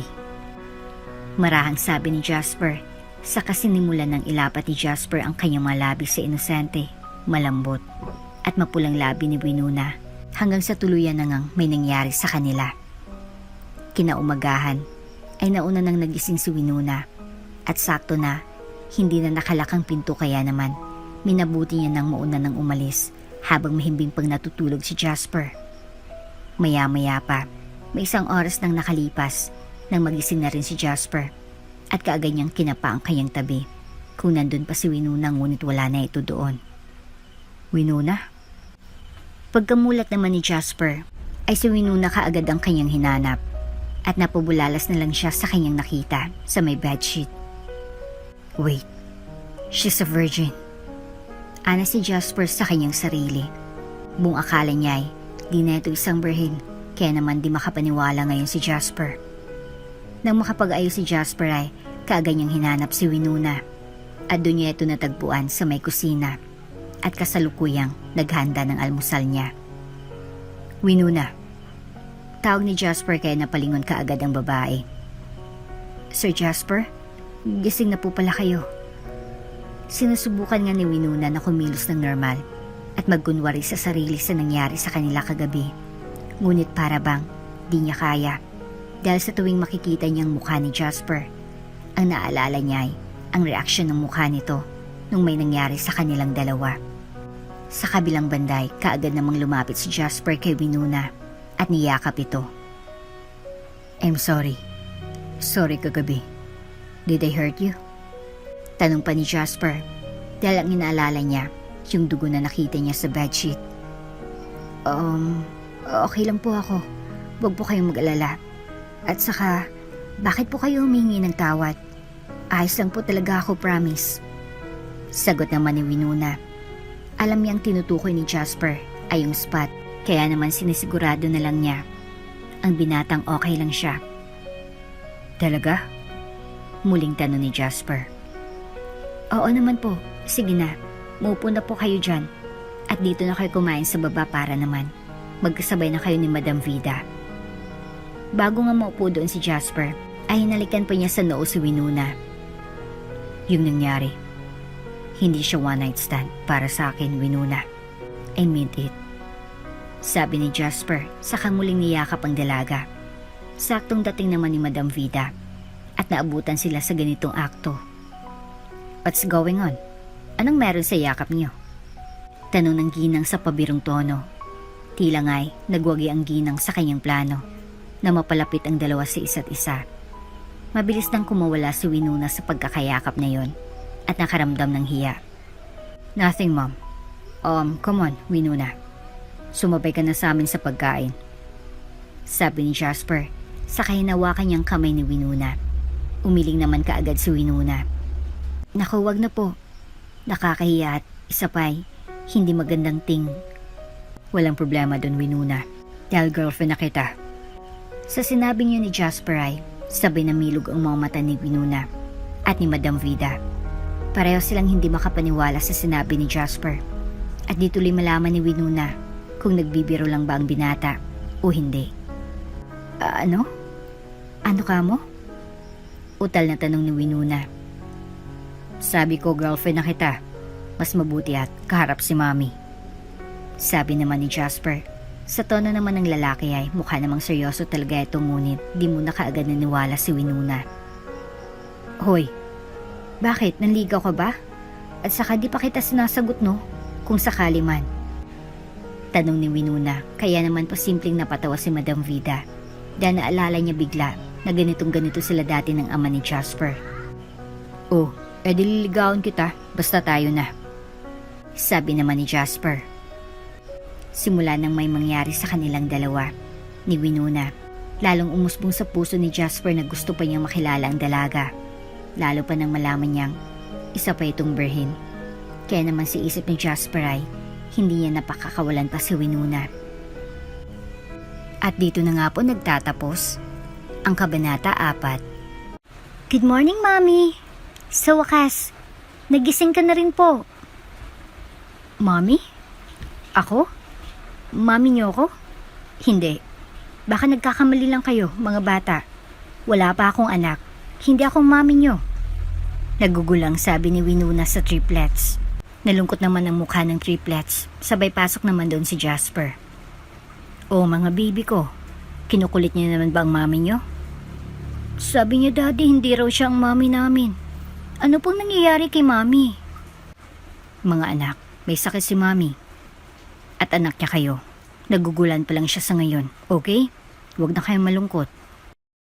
Sa nakaraang kabanatay, nagtagumpay si Madam Vida sa plano nito na mapalapit sa isa't isang anak na si Jasper at si Winona.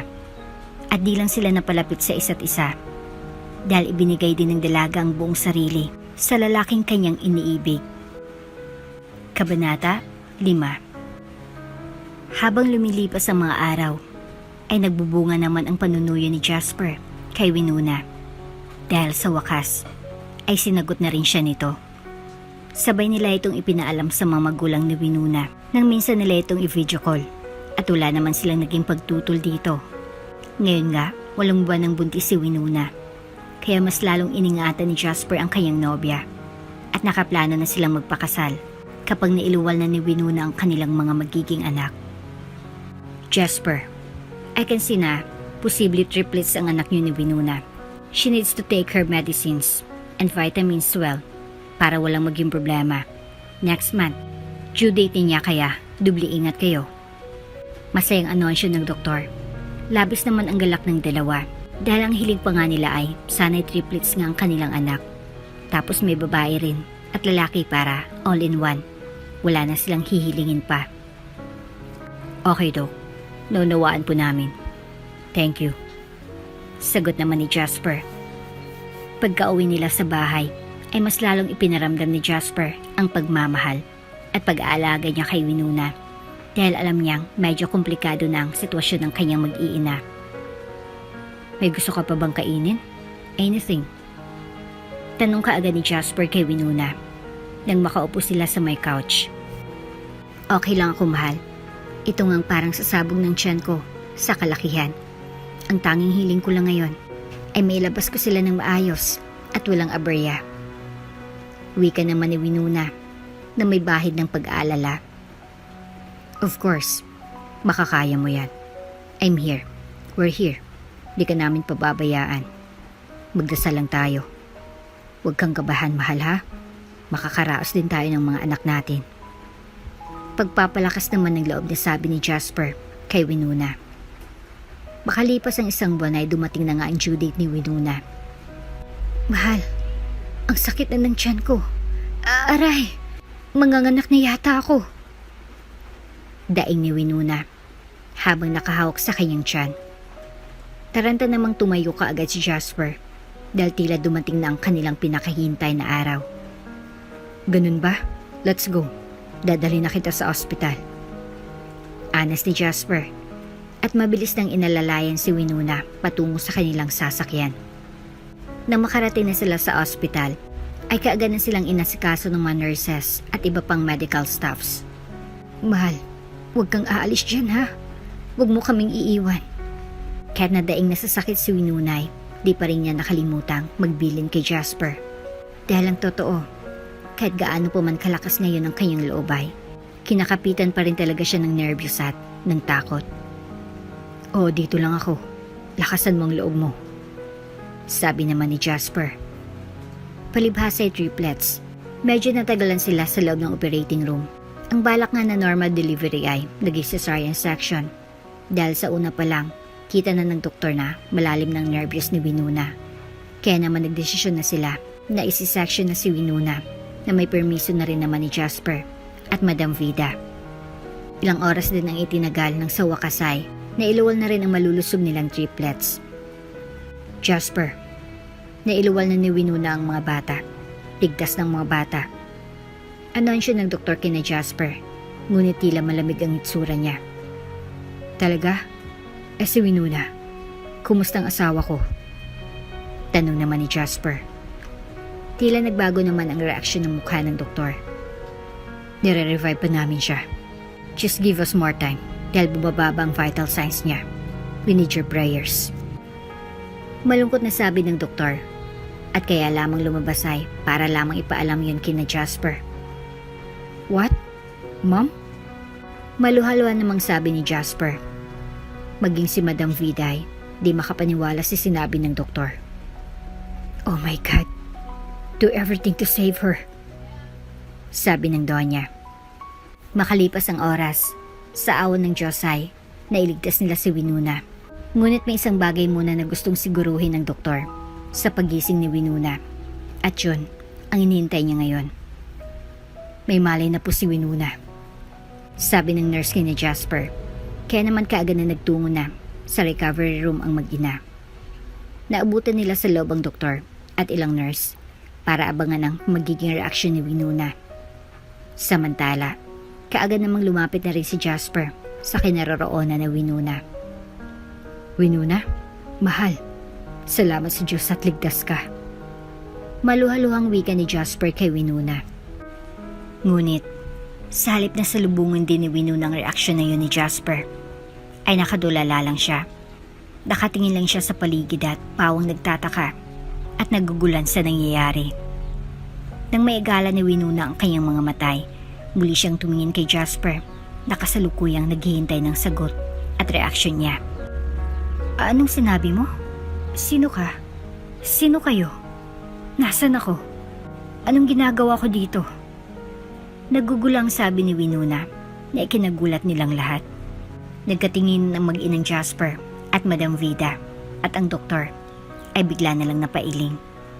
Ngayon niya napatunayang nagkaroon ng hemorrhage sa ulo si Winona at hindi nito kinayang ma-anesthesia na itinurok sa kanya dahil during operation ay nakatatlo silang subok ng anesthesia dahil ayaw tanggapin ang katawan ni Winona. Sa kabilang banday, halos umiwalay ang diwa ni Jasper sa kanya at malaglag ang panga sa naging reaksyon ni Winona. Kaya naman nagtanong na si Jasper. Winona, Dok, anong nangyayari? Bakit hindi niya kami kilala? Nagugulang tanong ni Jasper. Sa pagkakataong yun ay nagbigay na ng sapat na impormasyon ang doktor. Jasper, Madam Vida, nagkaroon ng temporary memory loss si Winona dahil sa anesthesia na itinurok sa kanya. Dinapuan siya ng nervous during the operation kaya hindi tumalap sa kanyang mga gamot. Jasper, Madam Vida, sa ngayon po ay hayaan na lang muna natin siyang makapagpahinga dahil sariwa pa rin ang sugat niya.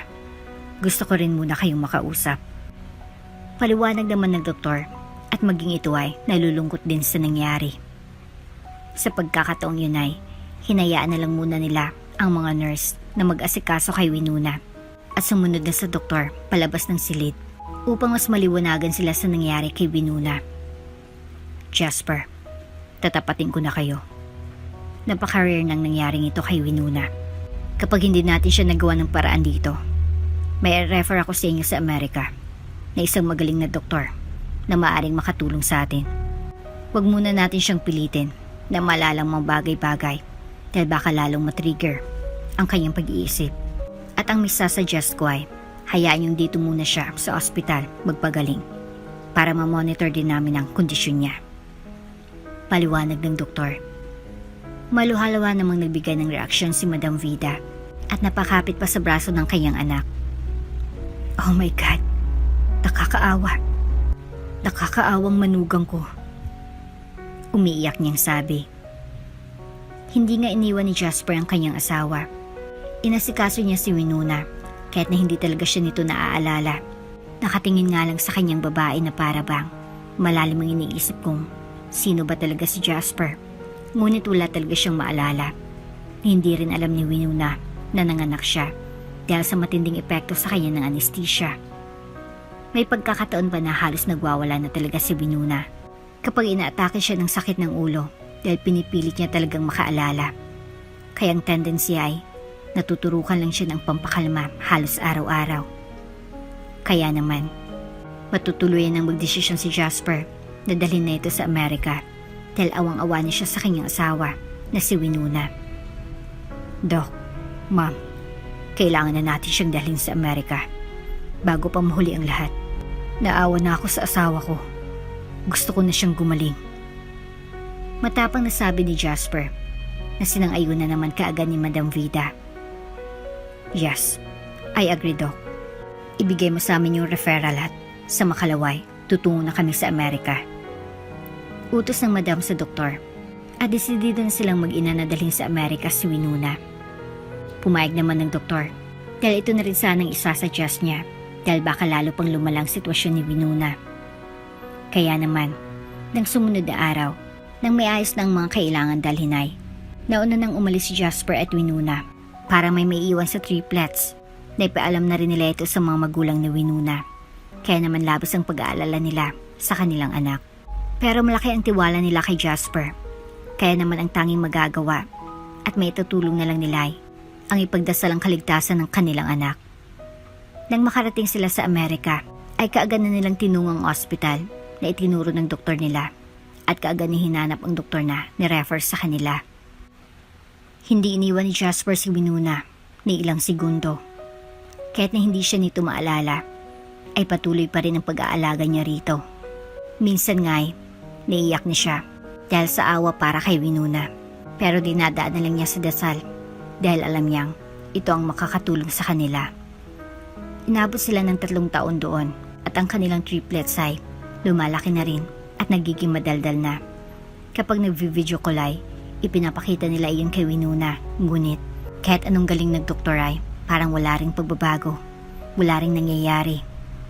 Kaya naman, nagdesisyon na si Jasper na umuwi na lang sa Pilipinas at trabahuin na lang ang bawat araw na muling manumbalik ang mga alaala ng kayang pinakamamahal na si Winona. Mommy! Mommy, wake up! Wake up na! Sabay-sabay na niyuyugyug ng 3 gulang na triplets na sina Maya, Danaya, at Kai, ang kanilang ina na si Winona, na kasalukuyang mahimbing na natutulog at nagpapahinga. Sa kasarapan ng tulog ni Winona, hindi talaga siya matinag sa pagigising sa kanya ng 3 bata. Kaya naman ang ginawa nila ay inakyat na nila ang kama nito, saka doon naglulundag para lang magising ang kanilang ina. Ano ba? Ang iingay nyo? Wika ni Winona sa tono ng bagong gising.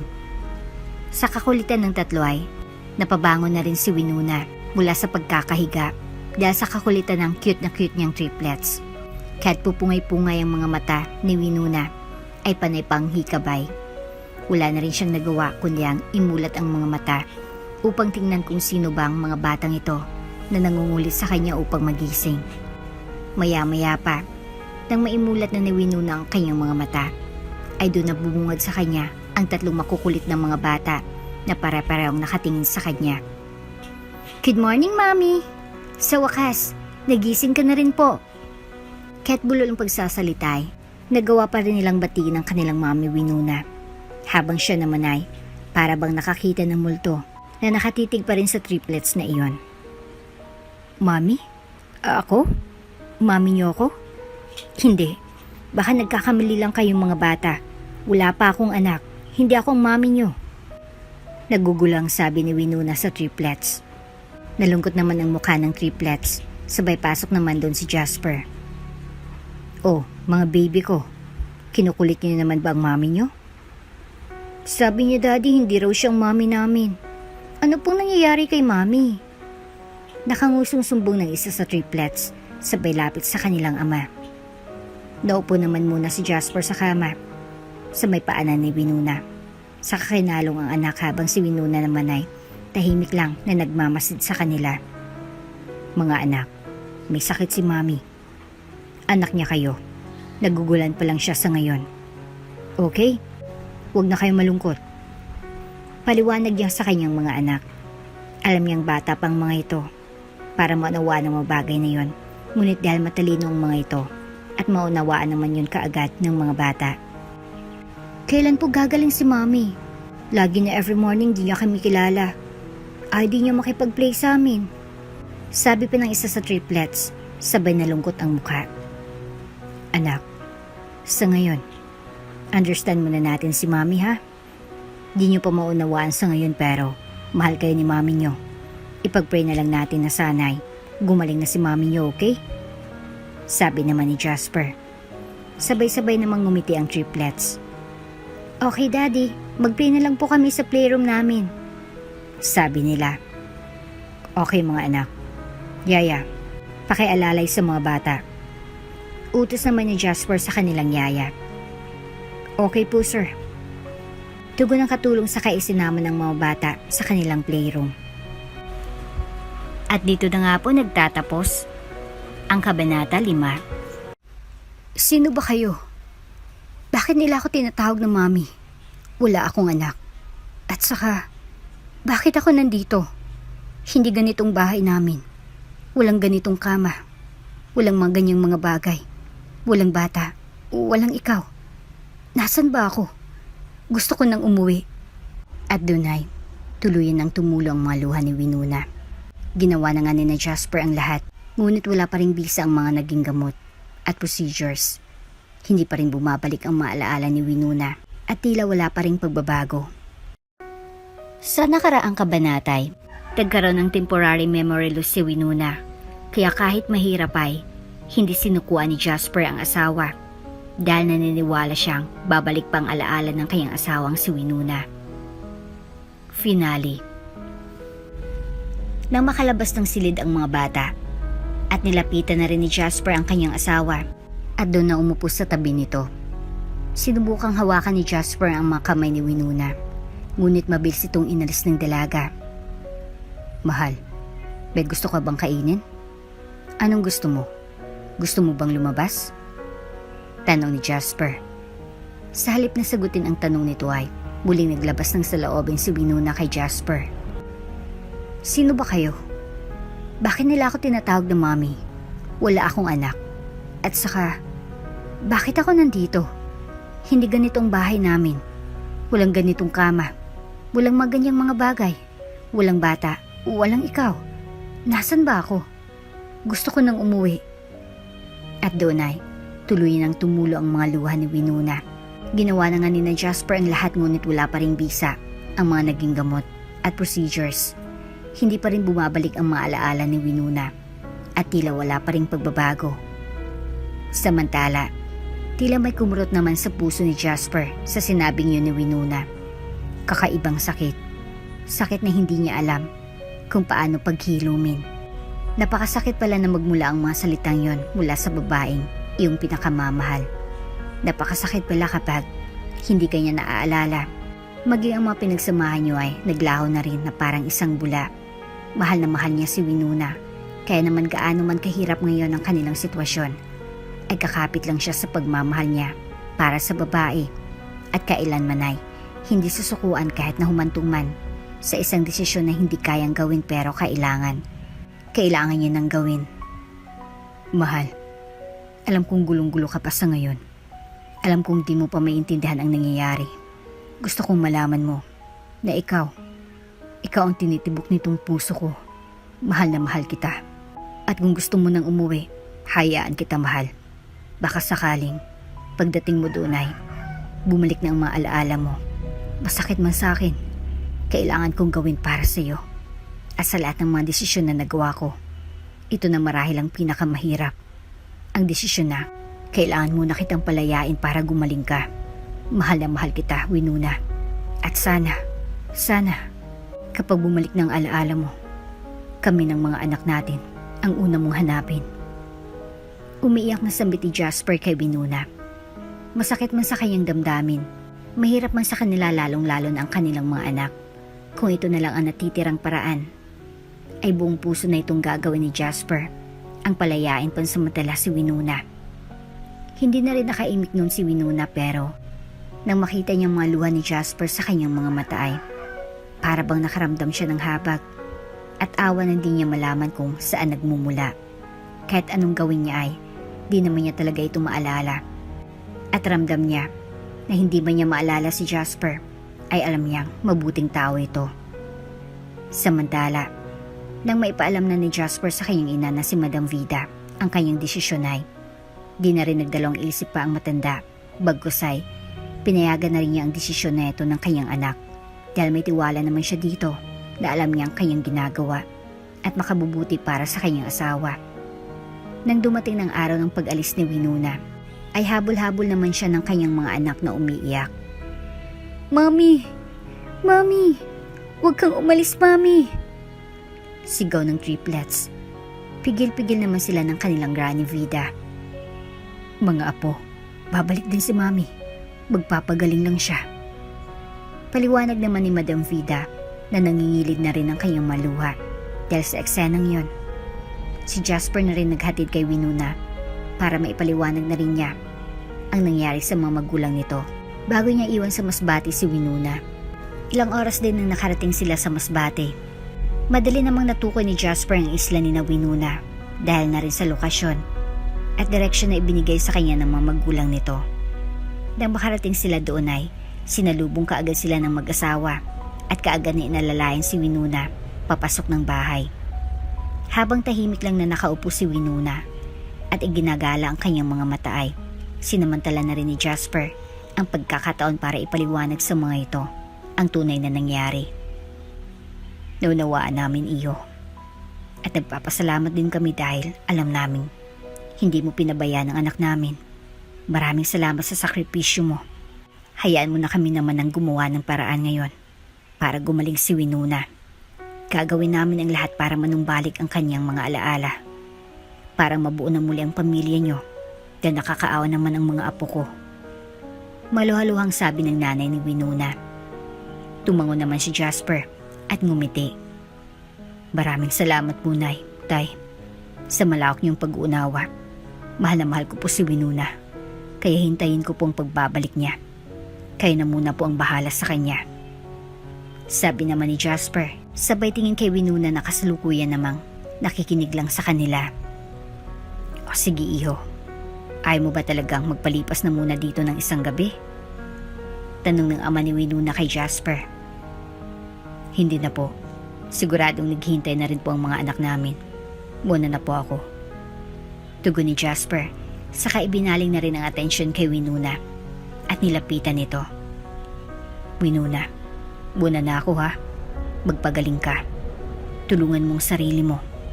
Tulungan mo ang nanay at tatay mo na muling manumbalik ang mga alaala mo. Huwag kang magpapatalo sa sakit mo. Hintayin ka namin ng mga bata. Mahal na mahal kita. Pigil na pigil ni Jasper ang kanyang mga luha na pumatak. Saka iniwanan si Winona na matamis na halik sa kanyang noo.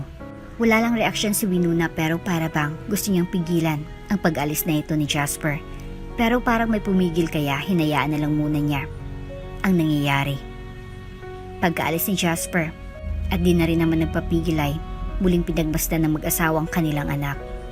Halos mahigit 4 na taon na rin ang hindi nakauwi si Winona. Kaya naman baka sa kanilang mga reaksyon ang labis na pagkamis sa kanilang nag-iisang anak. Di naman nila mapigilan na mapaluha dahil sa sinapit na ito ng kanilang anak.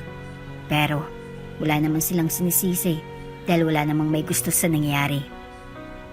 Anak, naalala mo ba kami ng tatay mo? Bungad na tanong ni Ginang Rosa sa kanyang anak. Marahan namang umiling si Winona nang may malungkot na reaksyon. Ngumiti naman ang mag-asawa saka hinawakan ang mga kamay ni Winona. Okay lang yan anak. Dahan-dahanin natin ang proseso. Hindi natin bibiglain ha. Alam kong dala na rin yan ng pagod mo at kakaisip kung paano mo kami mabibigyan ng iyong tatay ng magandang buhay. Gusto lang namin na malaman mo na okay na. Ayos ng lahat anak. Hindi mo na kami kailangang isipin pa. Ngayon, ikaw naman ang magpapahinga. Muli nating sasariwain yung buhay natin dito sa probinsya. Kami naman mag-aalaga sa iyo ulit. Sisiguraduhin namin ng tatay mo na kapag bumalik ng mga alaala mo, malakas ka na ulit. Pero hindi na para sa amin, kundi para na sa iyong mga anak at asawa. Tulungan mo kami anak ha.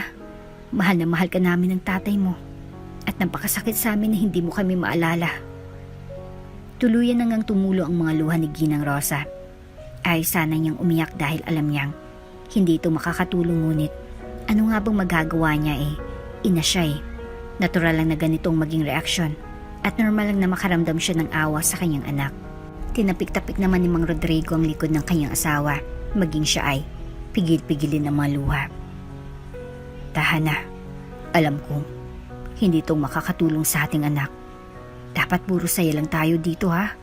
Bukas na bukas, isasama kita anak sa nabili naming lupa ng nanay mo. May mga tanim na rin at nasasakahan na. At iyon ay para sa'yo. Pinaghirapan mo yun anak. Sa bawat padala mo sa amin, doon namin nilalagay. Ipapasyal ka namin bukas. Sabi ni Mang Rodrigo. Tumangulang si Winona. Magana ang loob niya sa dalawa. At tila ito talagang hinahanap-hanap niya. Ang tunay na kalinga ng kanyang mga magulang. Sa bawat araw na nagtatagal doon sa kanilang probinsya si Winona, ay marami siyang natutuklasan tungkol sa kanyang sarili.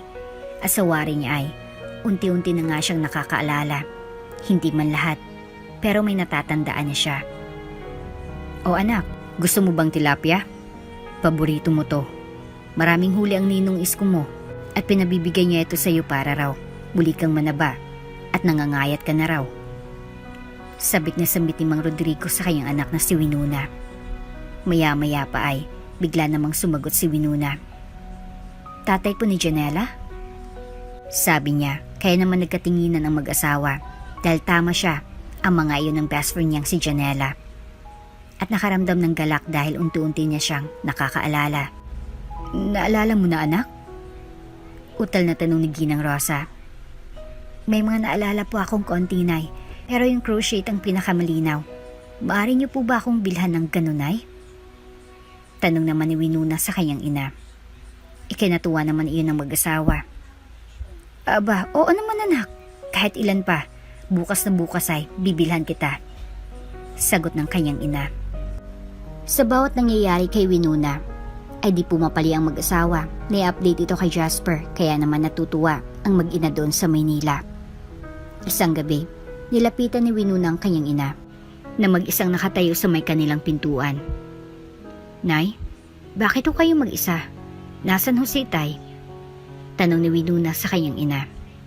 Napalingon naman sa kanyang ina. Naghanda ang tatay mo anak doon kina Ninong Isko mo nang gagamitin nilang bangka bukas at sasama raw siya para ihuli ka ng mga hipon. Sabi naman ni Ginang Rosa. Talaga po, Nay?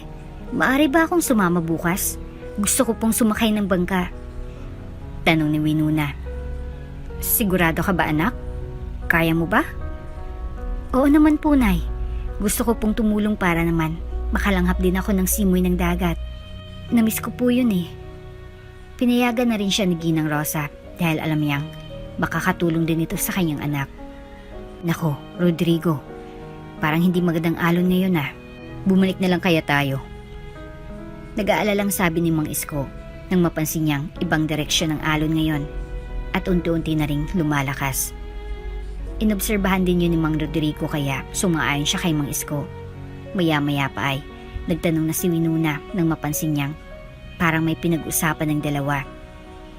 Tay, may problema po ba? Tanong ni Winona sa kanyang ama.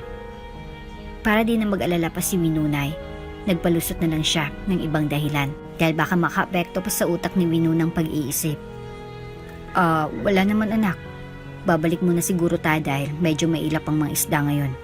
Walang nagsisilabasan. Palusot ni Mang Rodrigo sa kanyang anak. Tumango naman si Winona at bumayag na rin. Ganun po ba? O sige po tay. Sabi niya. Nang ililiko na ni Mang Rodrigo ang bangka, sa kasamaang palad ay biglang hinampas sila ng malaking alon dahilan para mabangga ang kanilang sinasakyang bangka sa may mabatong bahagi ng dagat. Kaya naman nagsitalsikan sila doon sa lakas ng impakay. Nawala ng malay si Winona. Dala ng matinding pag-alala ni Mang Rodrigo ay minadali kaagad nila ni Mang Isko ang pagsagwan at isinugod na kaagad sa ospital ang kanyang anak na si Winona. Nang makarating naman kay Ginang Rosa ang balita ay kaagad na rin niyang pinuntahan ng mga ito sa ospital na itinuro ni Mang Isko. Rodrigo, kamusta si Winona? Ano bang nangyari? Halos di magkamayo sa pag-alala si Ginang Rosa at kaagad tinanong ang kanyang asawa. Sasagot na sana si Mang Rodrigo nang lumabas na ang doktor. Mr. Rodrigo, gising na ang anak ninyo. Sabi ng doktor, kaya wala nang pinalampas pang oras ang mag-asawa at pumasok na kaagad sa loob ng kwarto. At doon ay nadatna nila si Winona na umiiyak. Nay, tay, nasaan ang mga anak ko? Si Jasper. Nasaan ang asawa ko? Humahagulol sa iyak na tanong ni Winona. Sa narinig ng mag-asawa at nagkatinginan sila dahil sa wakas. Sa wakas ay bumalik na rin ang mga alaala ni Winona. Nakakaalala ka na anak. Salamat sa Diyos. Wika ni Ginang Rosa at niyakap na siya ng kanyang mga magulang. Nang payagan na sila ng doktor na makalabas ay doon na nila hinintay sa bahay nila ang pagdating ni na Jasper dahil naitawag na ito kaagad ni na Ginang Rosa sa kanila. Nakakakwentuhan na rin na nga nila si Winona at nasagot nga lahat ni Winona ang mga katanungan nila. Kaya naman doon nila napatunayang bumalik na nga ang mga alaala ng kanilang anak.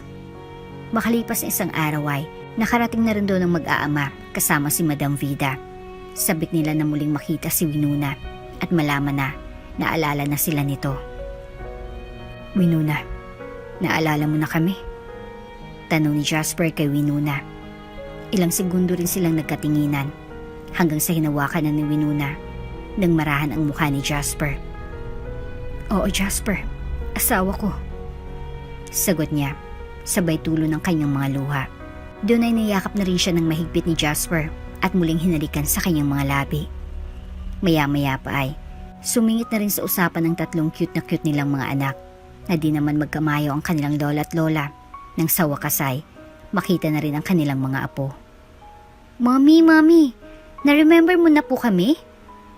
Tanong ng isa sa triplets. Ngumiti naman si Winona sa kalumapit sa mga bata at ikinalong pa sa kanyang hita. Oo mga anak ko, namiss kayo sobra ng mami.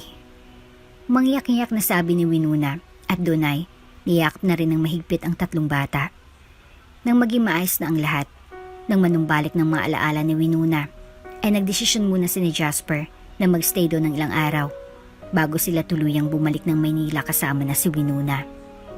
Ngunit, dahil alam ni Madam Vida na mas gusto ni Winona na kasama ang kanyang mga magulang, ay siya nang gumawa ng paraan para isama na rin ang mga ito para magkakasama sila doon sa Maynila. Mga balae, gusto kong sumama na rin kayo sa amin sa Maynila. Huwag kayong mag-alala. May sariling lupa doon sina Winona, farm at village. Pwede kayo doon. Alam ko kasing gusto ni Winona na magkasama na kayo doon. At alam ko rin na sabik na rin kayo sa apo.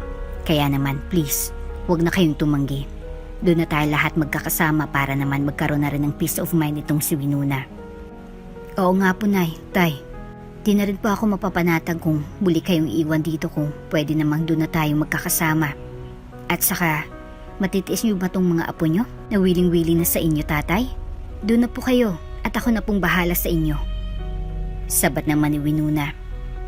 Wala na rin ngang nagawa pa ang mag-asawa dahil ayaw na rin bumitaw ng isa nilang anak, kay Mang Rodrigo. Kaya naman sumama na rin sila at matapos na Nay, magkakasama na rin silang umalis ng Masbate.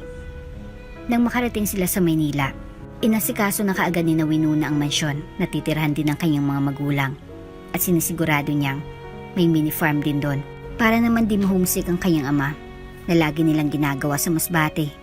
Nagplano na rin ng kasal sina Winona at Jasper hanggang sa tuluyan na rin silang may kasal na dalawa.